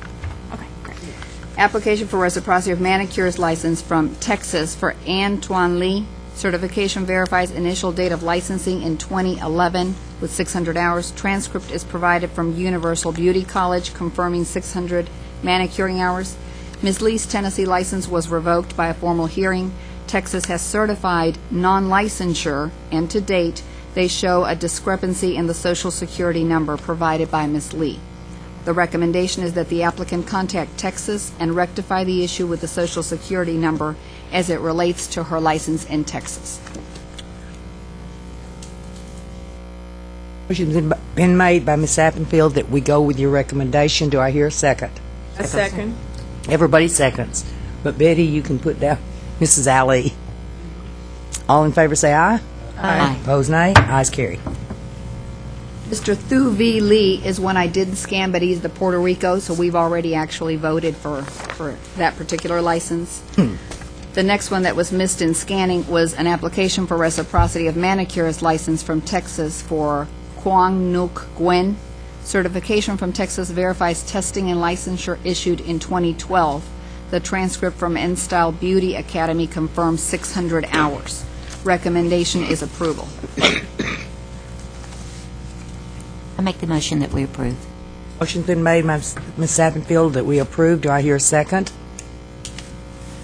Second. Seconded by Ms. Smith. All in favor say aye. Aye. Opposed, nay. Ayes carry. Now you're on your second part. Okay. Application for reciprocity of manicurist license from Texas for Thuy Louis Vallina. Certification from Texas shows licensure issued in 2012.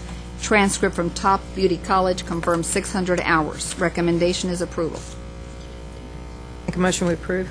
Motion been made by Ms. Coppinger, Second. seconded by Ms. McAllister that we approve. All in favor say aye. Aye. Opposed, nay. Ayes carry. Y'all are on your iPads now. Yeah. Did you see her on your iPads? There's one more that we left off. I'm sorry. Application for reciprocity of manicurist license from Missouri for Tin Thang Nguyen. Certification from Washington was issued in 1998 by examination, and certification shows it is canceled in 2000. Certification from Missouri is by reciprocity issued in 1999. HOA's beauty school is revoked per disciplinary action information provided by the Washington Board Office, where applicant received additional hours. Tax returns for 2007 and 2012 were provided to the board as a nail tech field. The recommendation is that the applicant take the Tennessee examination. Making the motion, they take the Tennessee exam. Motion made by Ms. McAllister, seconded by Ms. Appenfield that they sit for the exam. All in favor say aye. Aye. Opposed, nay. Ayes carry. Back on the iPads, and everything else should be on there. Sorry about that. Application for reciprocity of manicures license from Florida for Ann Dang. Florida certification verifies current active licensure by reciprocity since 2009.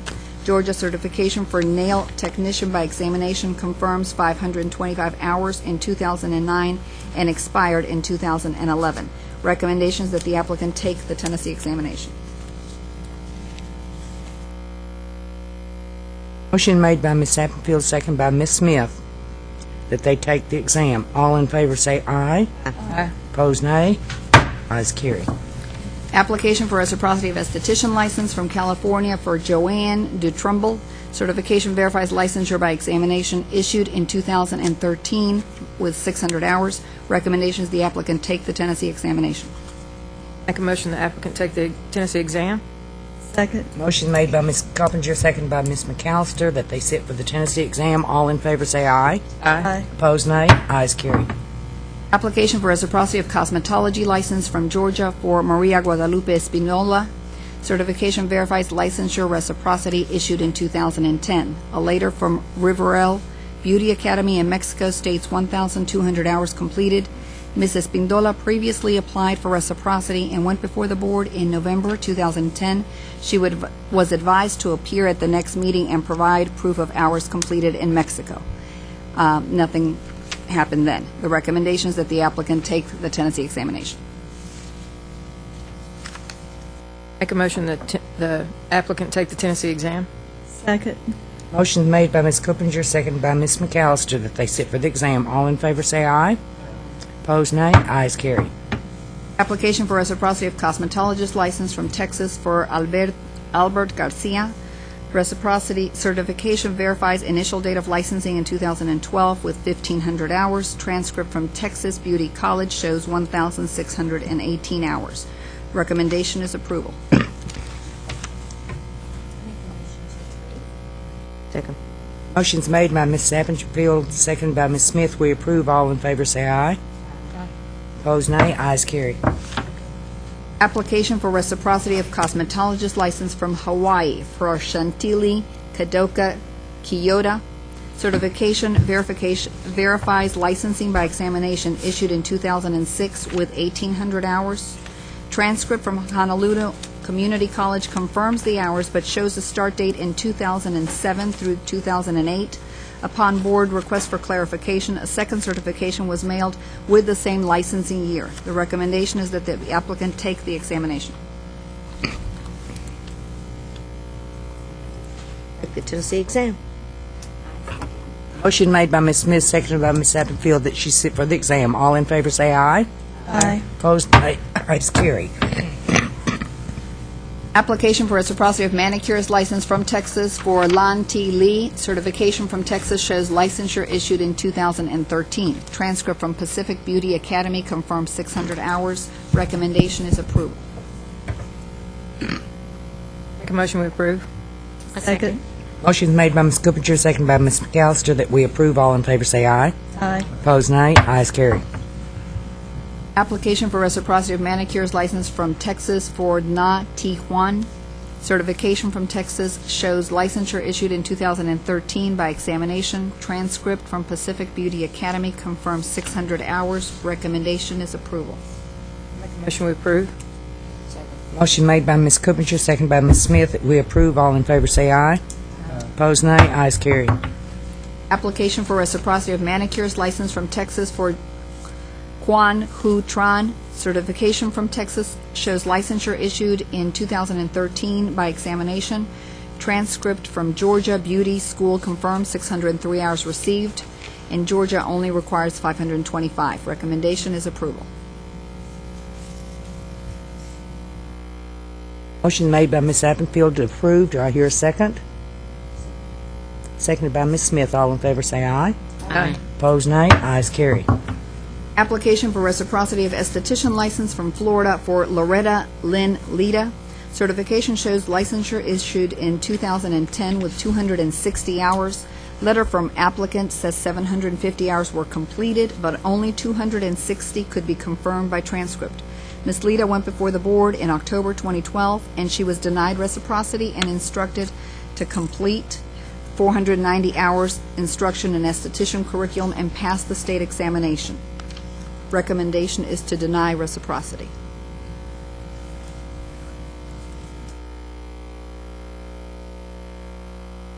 Second that motion. Motion's made by Ms. Appenfield and seconded by Ms. Smith. We deny. All in favor say aye. Aye. Opposed, nay. Ayes carried. That is the last of the reciprocity. You did a good job. 3, I apologize. I thought I had them all in view. But I will turn it over to legal unless anyone wants to take a quick break, if you're ready to continue. No? We need a quick break. Okay. We vote on a quick break. Quick 10-minute break. Thank you. Stay put.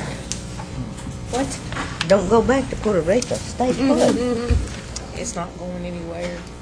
It goes. No, you just push that I right there. If it's Okay. blank, when you come back, and it'll be right there. Okay. All right. And if it's not, See, I don't know that much. Meeting called back to order. I'll turn the meeting over to our attorney. All righty. What page is it?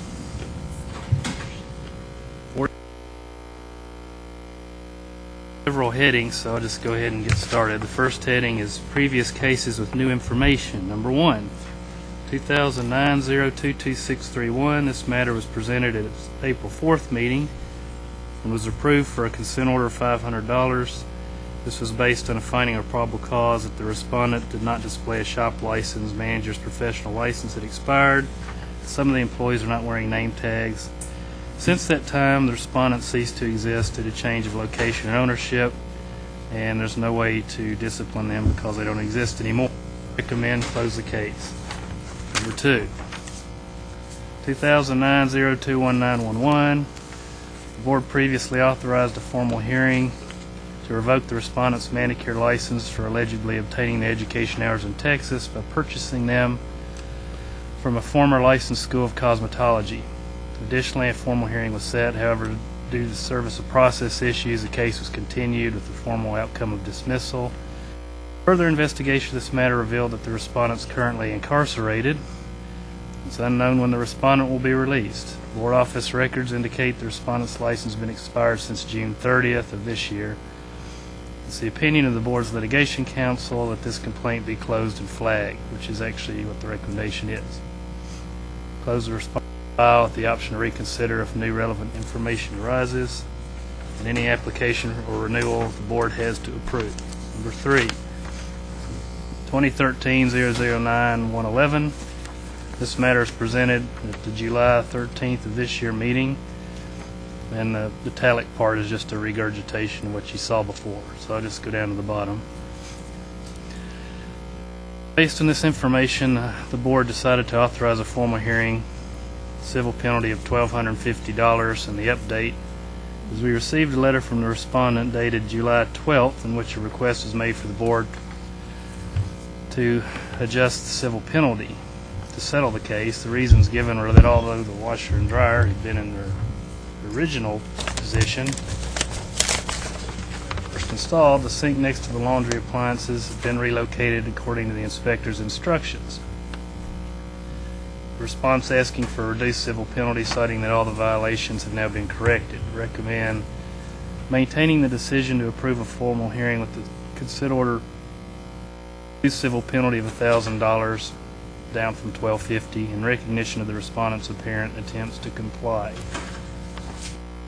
2010-00-17-411. This was previously presented at the October 4th meeting. As follows in the italics. From this presentation, a consent order was approved to settle the matter for $1,000. The update is the case eventually made its way to litigation. In intervening time, the inspector who issued the notice of violation is retired and has become unavailable.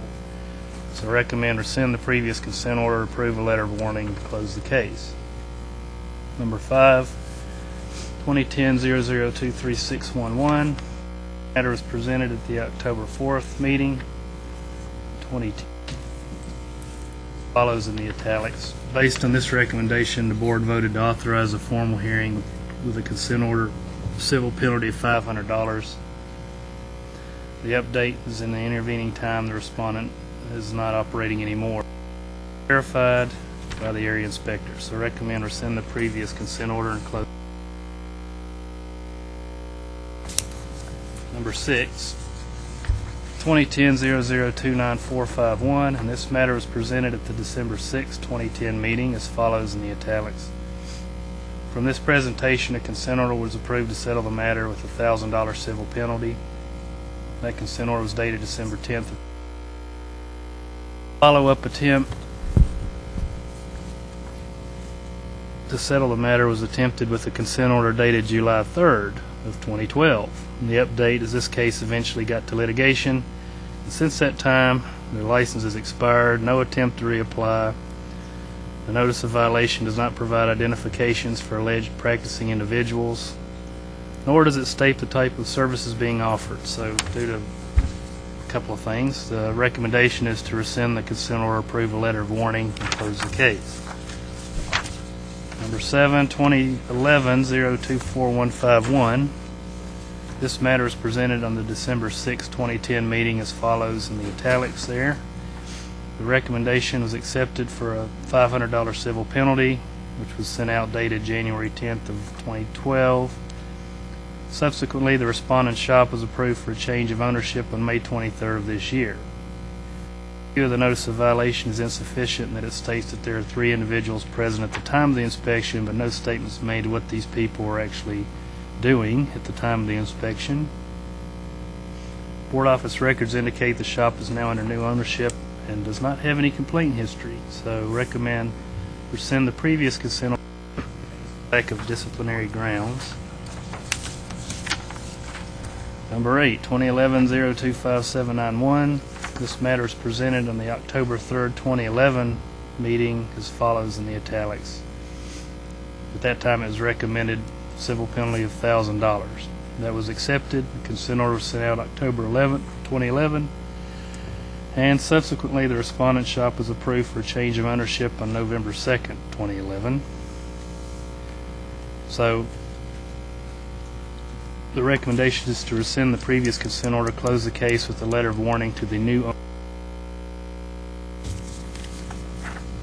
Number 9, 2011-005351. This matter was presented at the April 4th, 2011 meeting as follows. The board authorized a $750 civil penalty, which was sent out June 3rd of 2011. A review of the complaint record shows that the timeline of the respondent's application for a skin care shop predated that of the notice of violation, despite the need to resubmit due to lack of notarization, and that at the time since the notice of violation was issued, there's been no complaint activity relative to practice of unauthorized. Recommend rescind the previous consent order, close the case with a letter of warning and a cease and desist. Properly licensed to provide all services offered. Number 10, 2011-006831. This was last presented at the April 4th, 2011 meeting, at which time the board approved a $500 civil penalty and cease and desist. Based on this approval, the consent order was mailed June 3rd, 2011, and the current board records indicate that the respondent shop no longer exists. So, recommend rescind the previous consent order, close the case. Number 11, 2011-007611. This was presented last at the May 2nd, 2011 meeting, at which time the board approved a $1,000 civil penalty for unlicensed conduct. That was sent June 18th, 2011. After that, many attempts were made to contact the respondent owner without success. Record indicate that the shop is now operating under new ownership. No further subsequent complaint activity. Recommend rescind the previous consent order, close the case with authority to reconsider the matter if new relevant. Last one under this heading. 2012-015831. This matter is presented at the August 6, 2012 meeting as follows in the italics there. Based on the board's approval of a $2,000 civil penalty, it was sent out to August 14th of last year. After attempts at contacting the respondent through various methods, a follow-up letter was sent on January 7th of this year, which was again met with no response. Because the inspector who issued the notice of violation is now retired and unavailable as a witness, we had to go to litigation. There's not enough evidence for formal proceedings. Recommend rescind the previous consent order, close the case with the letter of warning. Okay, next heading is new cases. Number 1, 2013-009121. Notice of violation issued on April 25th alleges the respondent, a cosmetology shop, failed to display individual licenses, they didn't maintain a clean facility, and failed to ensure that everybody was wearing a name tag. So recommend authorize a formal hearing, authority to settle with the consent order, penalty of $250.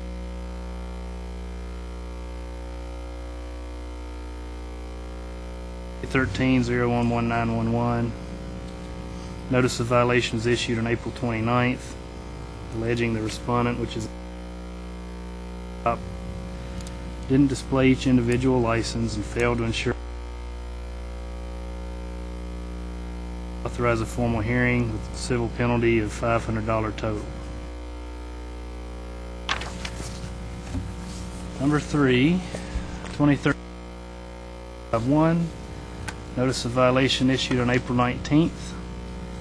Alleges that this licensed manicurist and skincare shop failed to properly display everybody's license. They didn't keep a clean facility. Products. Didn't ensure everybody was wearing a name tag. And didn't locate the washer and dryer in the proper place. And didn't keep all their tools and implements properly sanitized and stored. Authorize a formal hearing with authority to settle the civil penalty of $1,250, representing $250 for each of the 5 violations.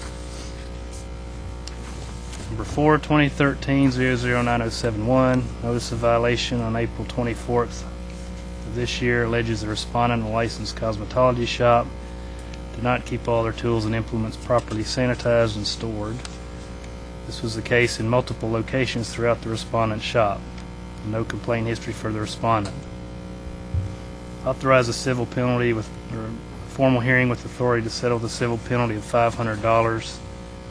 I picked that because the report said multiple locations, but we don't know how many, but it must be more than one. So, $500. Number 5, 2013-009081. Notice of violation was issued on April 24th. Alleges the respondent, a licensed cosmetology shop, failed to ensure everybody was wearing a name tag and failed to keep all the tools and implements properly sanitized. Recommend authorize a formal hearing with the settlement offer of $500, $250 for each of the 2 violations. 6, 2013-010371.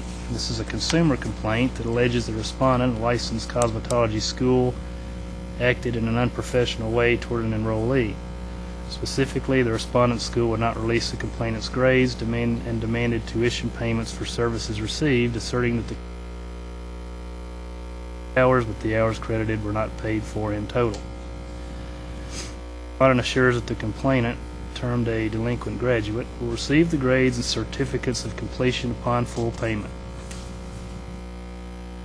Sufficient probable cause in the complaint filed to justify formal discipline, as this matter appears to be a contract dispute between 2 private parties and not particularly a licensing issue.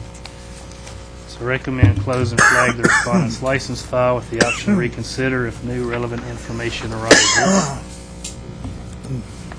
Number 7, 2013-010321. Consumer complaint alleges the respondent, a licensed cosmetologist, acted in an unprofessional, perhaps dishonorable way in providing hair extension services for the complainant. The matter involves alleged misrepresentation of the identification and quality of a product and the subsequent charging of a product that is not genuinely provided, and the failure of the product to behave as expected. The complaint file provides information that some legal activity has occurred in the parties' efforts to resolve the disagreement. No final finding of fault has been reached as of this date in which to face formal discipline. There's no on it. So recommend close the complaint with option to reconsider if new relevant information arises. In this case, if we get an outcome of the litigation, then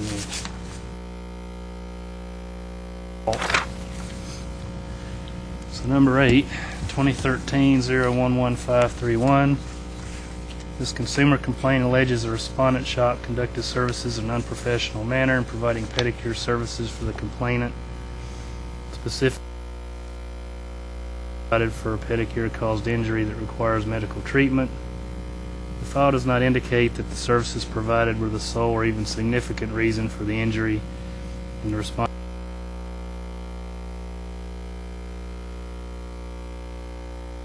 recommend close the complaint with the option to reconsider if new relevant information arises. That's sort of based on a cause. Knows if that exactly was the cause. Maybe, maybe not. 2013-011391. The consumer complaint alleges that the respondent shop conducted services in an unprofessional manner. Specifically, it alleges that the services provided for an eyebrow waxing caused a sore and accompanying infection that requires medical treatment. Once again, the file does not indicate that the sterilization of the utensils were the sole important reason for the injury. The respondent maintains that the injury did not exist before and was not created by the shop's sterilization techniques. He said, she said. Recommend close the complaint with the option to reconsider if new relevant information arises. Number 10, 2013-010381, consumer cosmetology shop employed unlicensed individuals to provide services. There's no inspection to support this allegation, nor has there ever been a past inspection report to indicate this activity. There's no complaint history for the respondent. We recommend close the complaint with the option to reconsider if new relevant information arises, because they've been going since 1994 and we've never had a complaint. Number 11, 2013-011061, consumer complaint alleges the respondent, a licensed cosmetology shop, employed an individual to provide services and they were not licensed. In a written reply, the respondent admits that she holds an esthetician license and was quote-unquote training on a customer but providing manicuring services on the consumer complainant. Recommend close the complaint with a letter of warning based on the admission.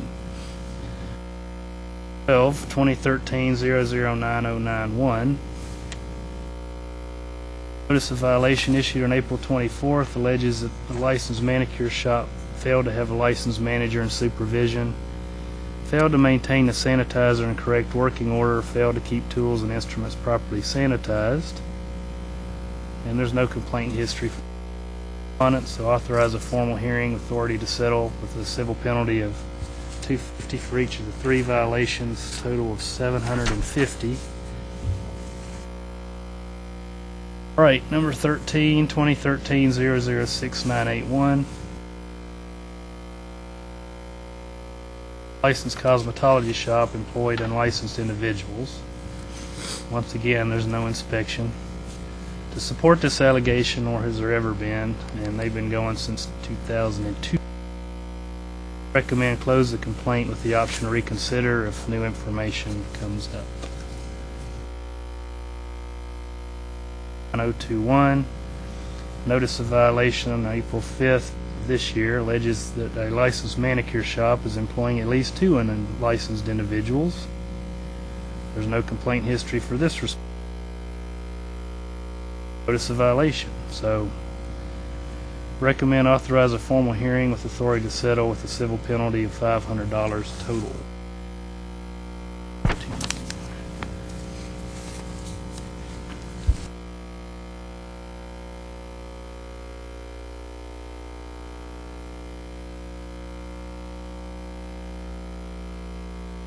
(13-010671) and 2013-013111.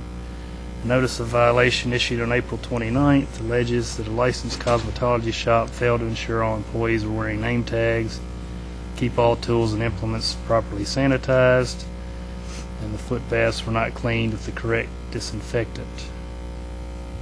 Authorize a formal hearing with authority to settle with a consent order for $750 total.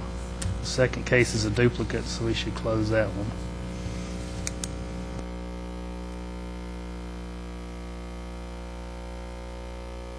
(13-010941). Notice of violation issued on April 21st alleges that a licensed cosmetology shop is employing at least 1 unlicensed individual to provide manicure services. So recommend a formal hearing with authority to settle for a civil penalty of $250.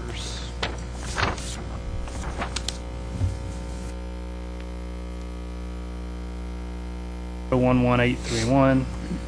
A notice of violation issued on May 23rd alleges the respondent, a licensed cosmetology shop, was using an unlicensed individual to provide hair cutting services. Recommend authorize a formal hearing with authority to settle for a civil penalty of $250. Number 18, 2013-0118.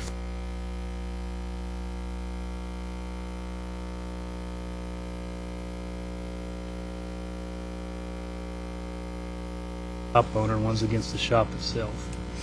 A notice of violation issued on May 23rd, 2013 alleges that the respondent, an unlicensed business, providing services to the public without first obtaining all the required licenses. Recommend approve a cease and desist order and authorize a formal hearing to settle for a civil penalty of Authority to settle for a civil penalty of $500, one for each. Yeah, $250 for each. 19, 2013-012891. Notice of violation issued on May 9th alleges that a licensed cosmetology shop failed to keep all tools and implements properly sanitized and stored, and the foot baths were not being properly cleaned. Recommend authorize a formal hearing with authority to settle for civil penalty of $250 for each of those two, $500. 2013-011871 and 2013-011877. Notice of violation was issued on May 30th, which alleges that the licensed cosmetology shop has got at least 2 people without proper licenses practicing. Recommend authorize a formal hearing with authority to settle with a civil penalty of $500. 21, 2013-01. Notice of violation issued on May 9th alleges that a licensed cosmetology shop failed to ensure everybody had the proper name tag, failed to keep tools and implements properly sanitized and stored, nor were the clean towels separated from the dirty towels, failed to ensure that all trash containers were properly closed. Recommend authorize a formal hearing with authority to settle for civil penalty of $1,000, $250 for each of the 4.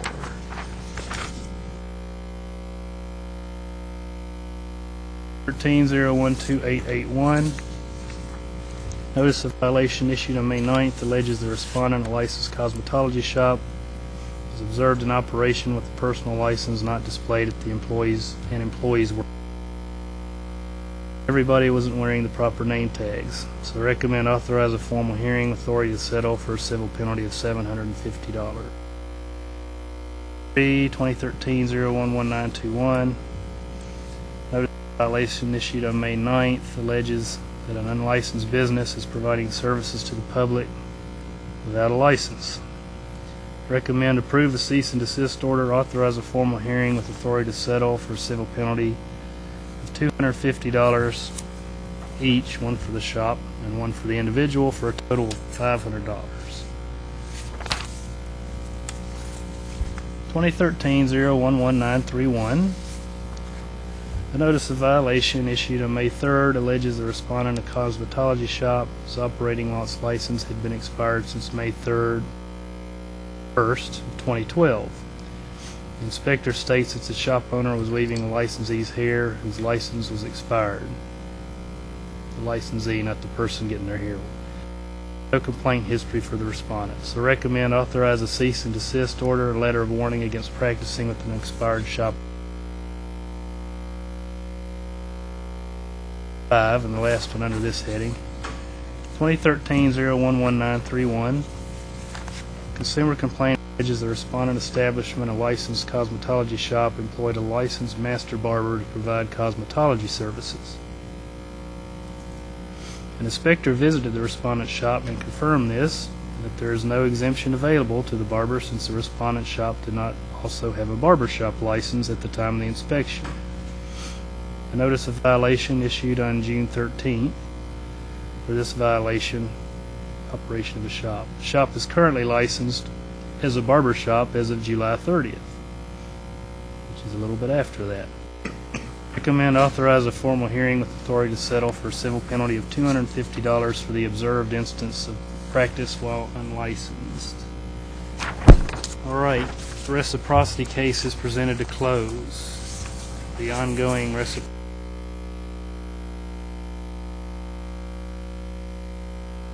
properly awarded licenses. So I'm just going to read the one.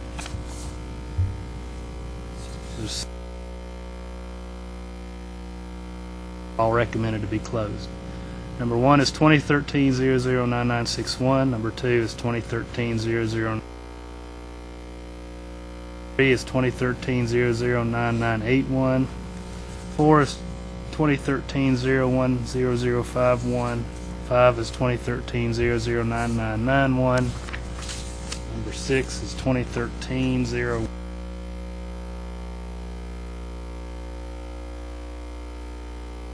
Heading: Reciprocity cases presented for disciplinary action. I'll read the numbers here. These 8 cases, and there's a pair. Number 1, 2013-010-251. Number 2, 2013-007-391. 4, 2013-010-131. 5 is 2013-010-141. 6 is 2013-010-231. 7, 91. Number 8 is 2013-010-211.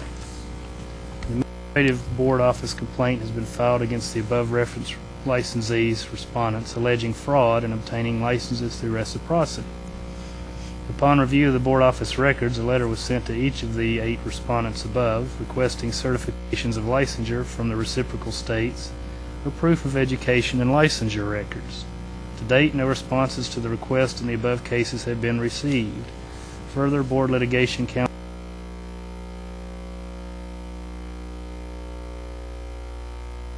hours of education in order to review the possibility of administrative mistakes.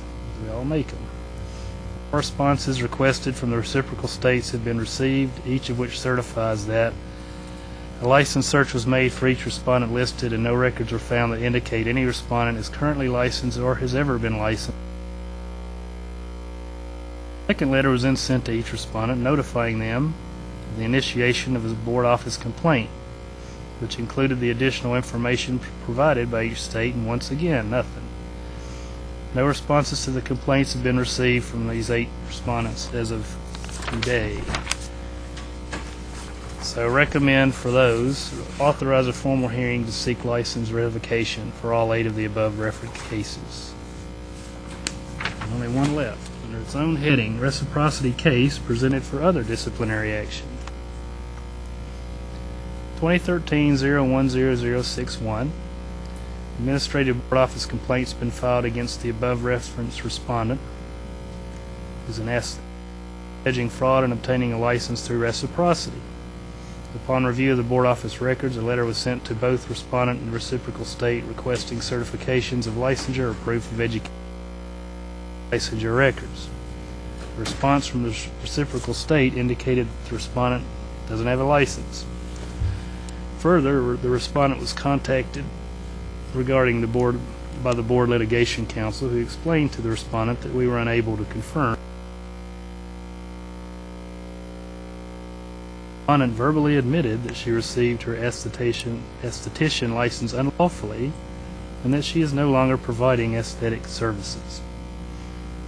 This respondent is willing to voluntary license revocation.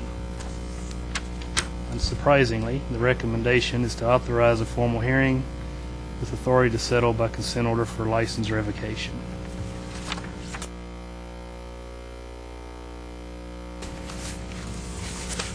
I hear a motion we accept the recommendations.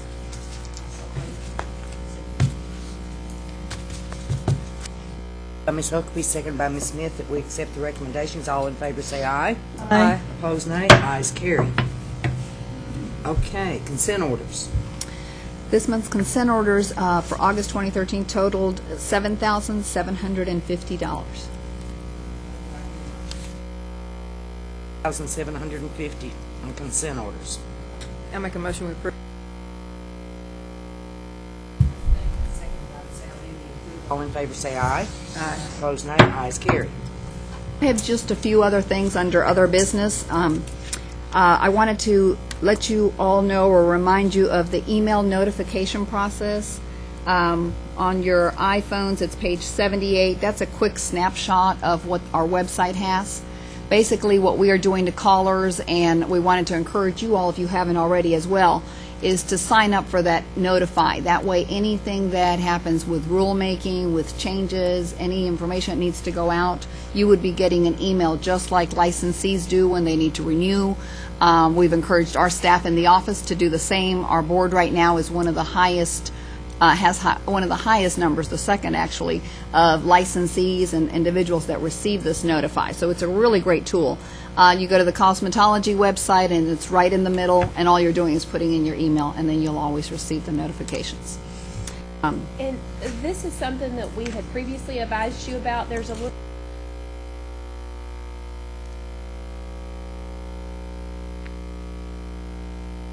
every other state department has this Notify, and all the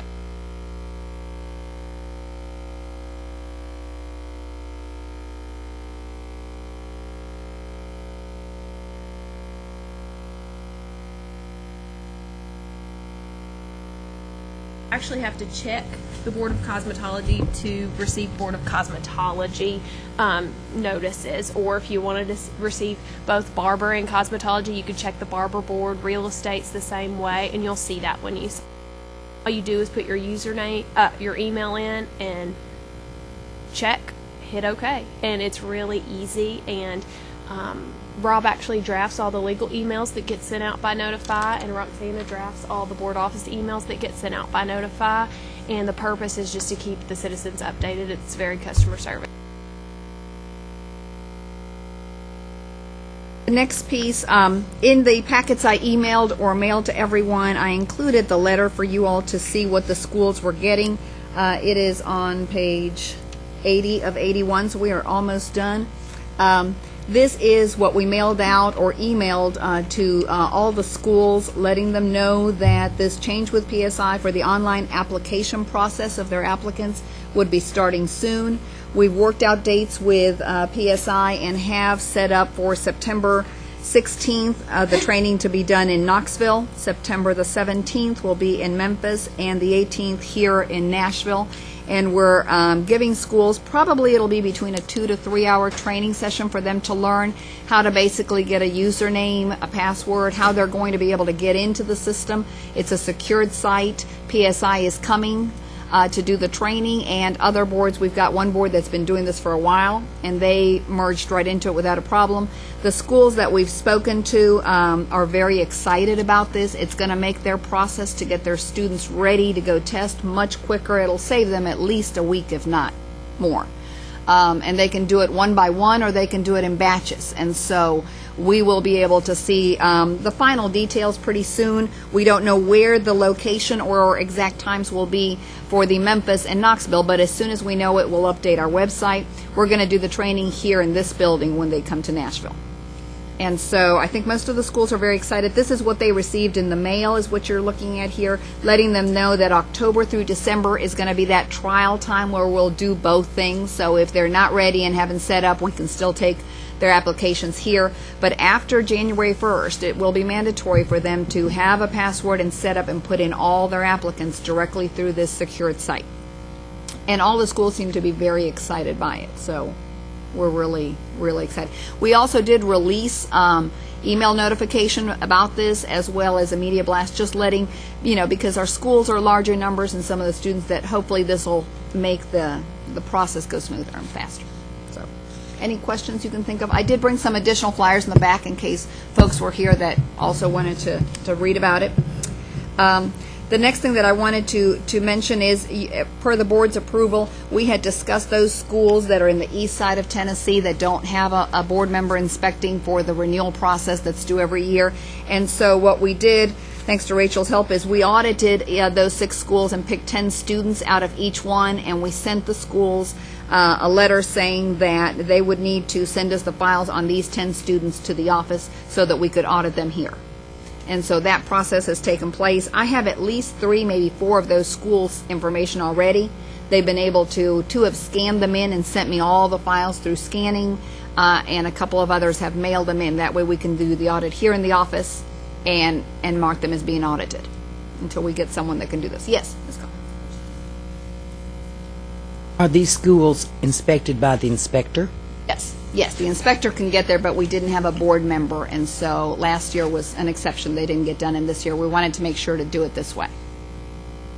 And this is what you all, I believe, to approve, instead of one of you all going.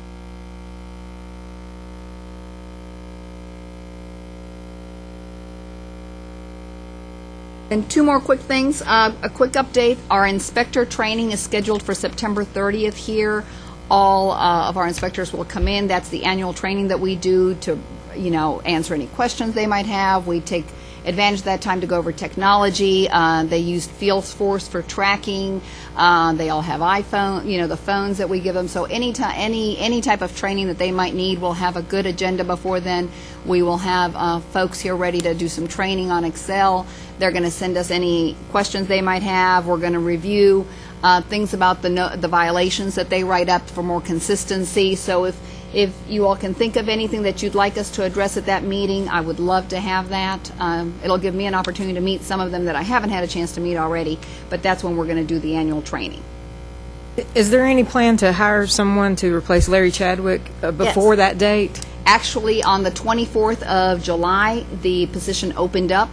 It's still open, I think, maybe a few more days, so we should have some applicants here in the near future to review that for that position. Okay, great. Yeah. Right now we have 9, so that'll fill one more. And then the last piece of update that I wanted to give you is the Knoxville training for continuing education for instructors on July the 21st and 22nd. I was able to attend Friday, spoke to the group, did a presentation for the barbers. There were maybe 12 or 15 of them. The cosmetology instructors were probably between 145 to 150. It was very good. I really enjoyed it.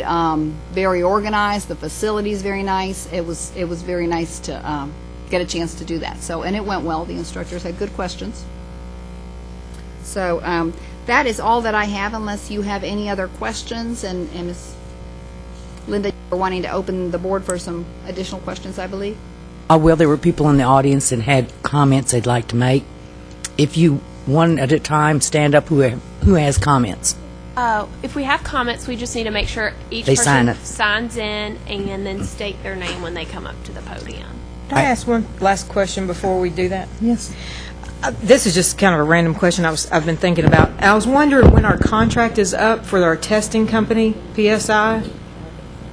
Do you know that date exactly, Rob? I don't know the date exactly. I think it renewed in 2011, and it's generally, 5 years? What's a 5? So I'm not sure exactly when it's up. We can check back and get back to you, though. The reason I was asking is because I was looking at other testing companies, and in particular, in NIC, they offer the test in several languages.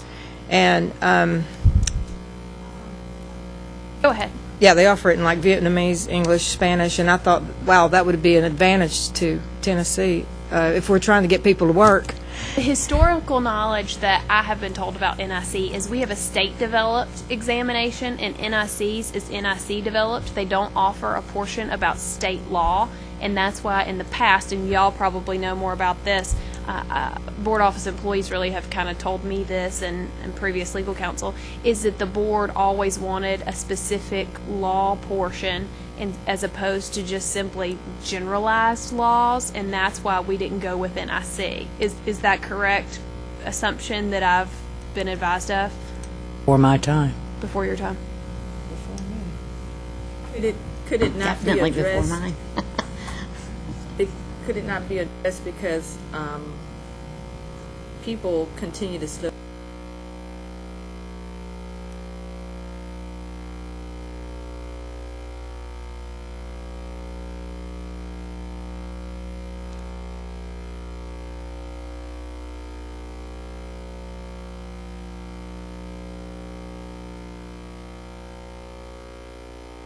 I just happened to notice that I was kind of shocked. The written and the practical are in 3 languages, most of them, and one of them's in 4. One of them adds a Korean language, and I think it was manicures, but I'm not sure. A lot of states offer their tests in solely English. A lot of states offer their tests in 4 and 5 and 6 different languages. And that's a reason a lot of the reciprocal applications we get are from certain states, because they can go and test there in their language and then come in reciprocally here. I don't know if y'all have ever noticed that on the certifications. Sometimes they'll say that they offered a test and they took it in a certain language. I don't know if when you look through the reciprocity, but a lot of them say that. Some of them don't, but there's a booklet that the NIC produces, which we actually use in the board office to verify hours that each state certifies if it's not written on the certification. For example, you see how Georgia's has,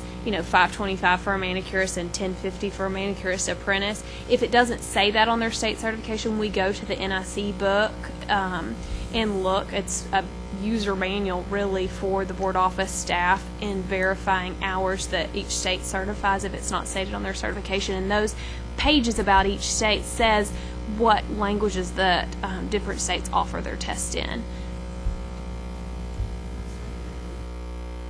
I say before, isn't that correct? Do you know? I Elizabeth? don't have the historical knowledge. Betty, do you? Bill Perry, do you know? No. I think we may have offered it in the past. It's a possibility, but it was just my understanding from what I had been told working with the previous board attorney and the previous board director that we always had a state-developed test, and it was because NIC doesn't offer our laws separately. They switched at some point to where they simply offer their developed test. They won't offer a state-specific test. Recently, Could we have two contracts for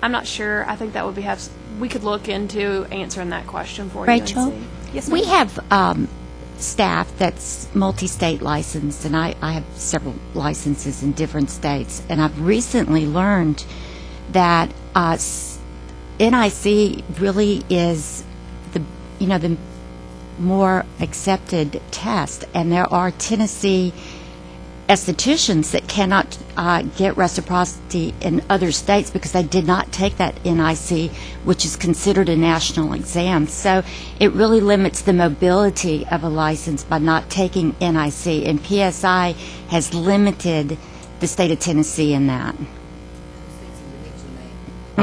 It might eliminate, I wish we could check into it further, that might eliminate some of the controversy we're having with so much reciprocity. If we had a central testing, well, I mean, I don't know how many states nationally do now. approved test. Yeah, right. NIC is the nationally approved test. A lot of, I think Experian was a testing company, maybe. Experior was before the one we've got now, but I was thinking that before Experior that we had the NIC. Bill Perry, do you remember that? We had it. Okay. We had NIC and then went to Experior. Was it just a personal problem, or was there controversy, or was it? Okay. What we can do is we can go back and look at the contract history. There's a contract administrator that works for the department, and he can tell us who we had when, and I can do that due diligence, and then maybe look back in the board minutes to see when we approved contracts. There's a bidding process. It's not just PSI got it. There's a certain contract process that happens for them to win a bid. It's Rachel, are you aware of the department looking into other testing sites for the estheticians different than PSI or NIC, simply because all of those tests were developed by the hairdressers and the stylists and those associations, and the estheticians testing is like, I just think it's substandard in today's modern world. And there are others that do tests. That's been something on kind of in the back of my mind when working with Cosmetology Board Office, is that our tests are state developed, and that I wanted to learn more about how we developed them and the questions that were produced and that sort of thing. I'm not sure I think Roxana and I can work with PSI on that and see, kind of the historical information on where that came from, look on who our testing vendors were, options on contracts. If you'll just give us till next meeting, we can send you a package or some information of what we find out. And I'd like for you to look at the go from there. NCEA because it's a 1,200-hour work study course for estheticians. And it's a proctored test that can be taken in 330 sites. So that would be a really modern way to move forward with the estheticians. So with respect to the esthetician's test, you're saying that it's not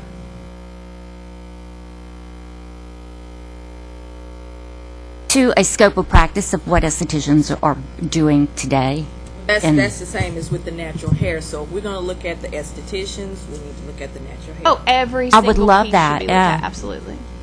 I was just thinking, it came up, I get the NIC news newsletters and whatever, and I was looking in there, and I got to looking around on the internet, and I don't know how it's going to work out, but after all these years of the education, Tennessee taking the TCAP, they've done away with that. Now they're going to the Common Core, which is a national thing, and so, that was a huge change. I don't know how it's going to work out, but there's pros and cons to national things and state things, and so I just threw that out to see when the contract was up, and then to kind of look into it further, and it really stood out to me that it was offered in other languages. The NIC was, and that's caught my eye. And just to let you know, right when I started kind of serving as interim, one of the higher representatives from PSI came to just meet the board office individuals and representatives and sat down with me, and I asked him about our test, and I asked him about the NIC and state developed versus NIC, and he said actually that the fact that NIC doesn't offer state developed law portion of the test really limits their work with the NIC, and that they had been trying to push NIC to offer that. So I think that it's something that the testing company would like for them to do as well. So I think that there's possibility there, and I think talking to them and talking to the NIC will deem profitable just to at least give us some additional information. Thank you. Is there anyone in the audience that would like to comment? I heard someone at one of the two breaks, say they would like to comment on this morning. Come on up.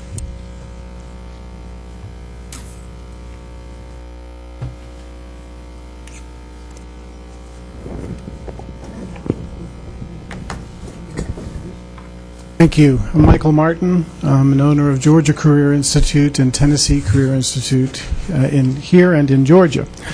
I like the idea of looking into different testing, by the way. That's a good thing. All of our teachers are NCEA certified, and we are a testing site, so that would be a really good thing.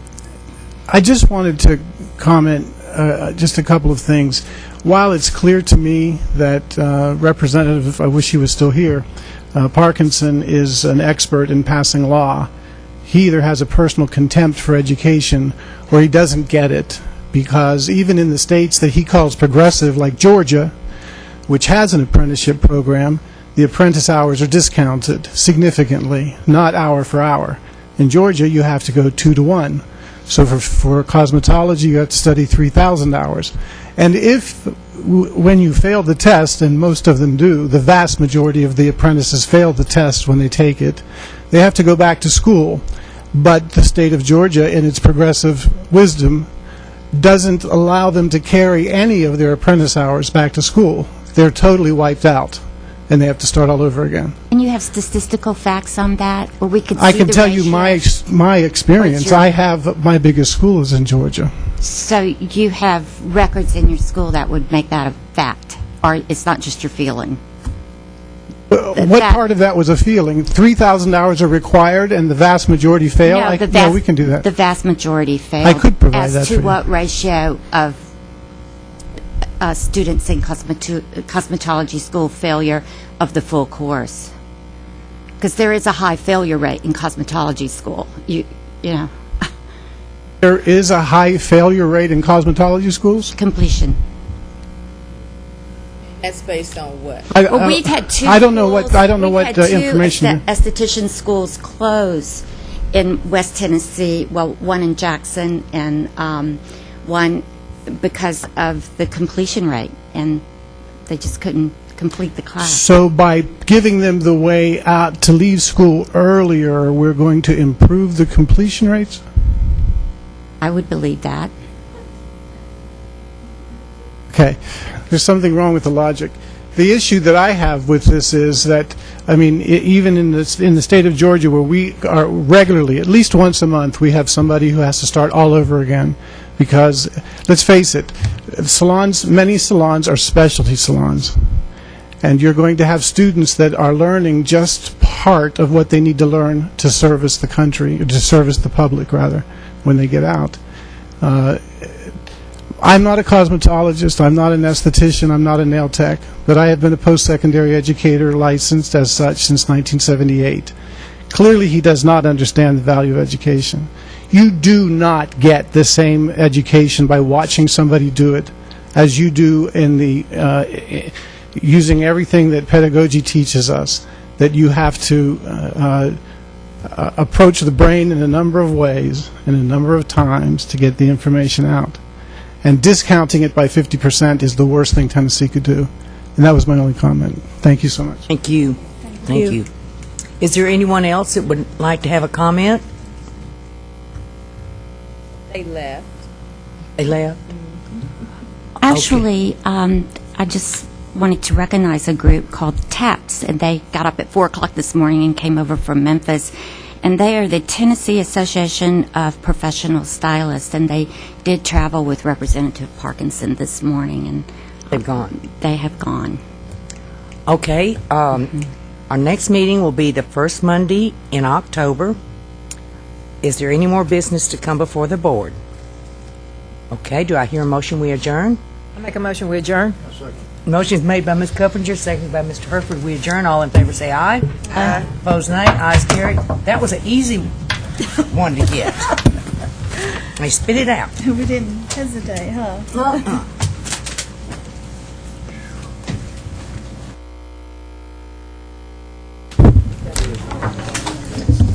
Yes, ma'am. You're from East Tennessee, New York, from Memphis. Yeah, I'm from Memphis. How long have you lived there?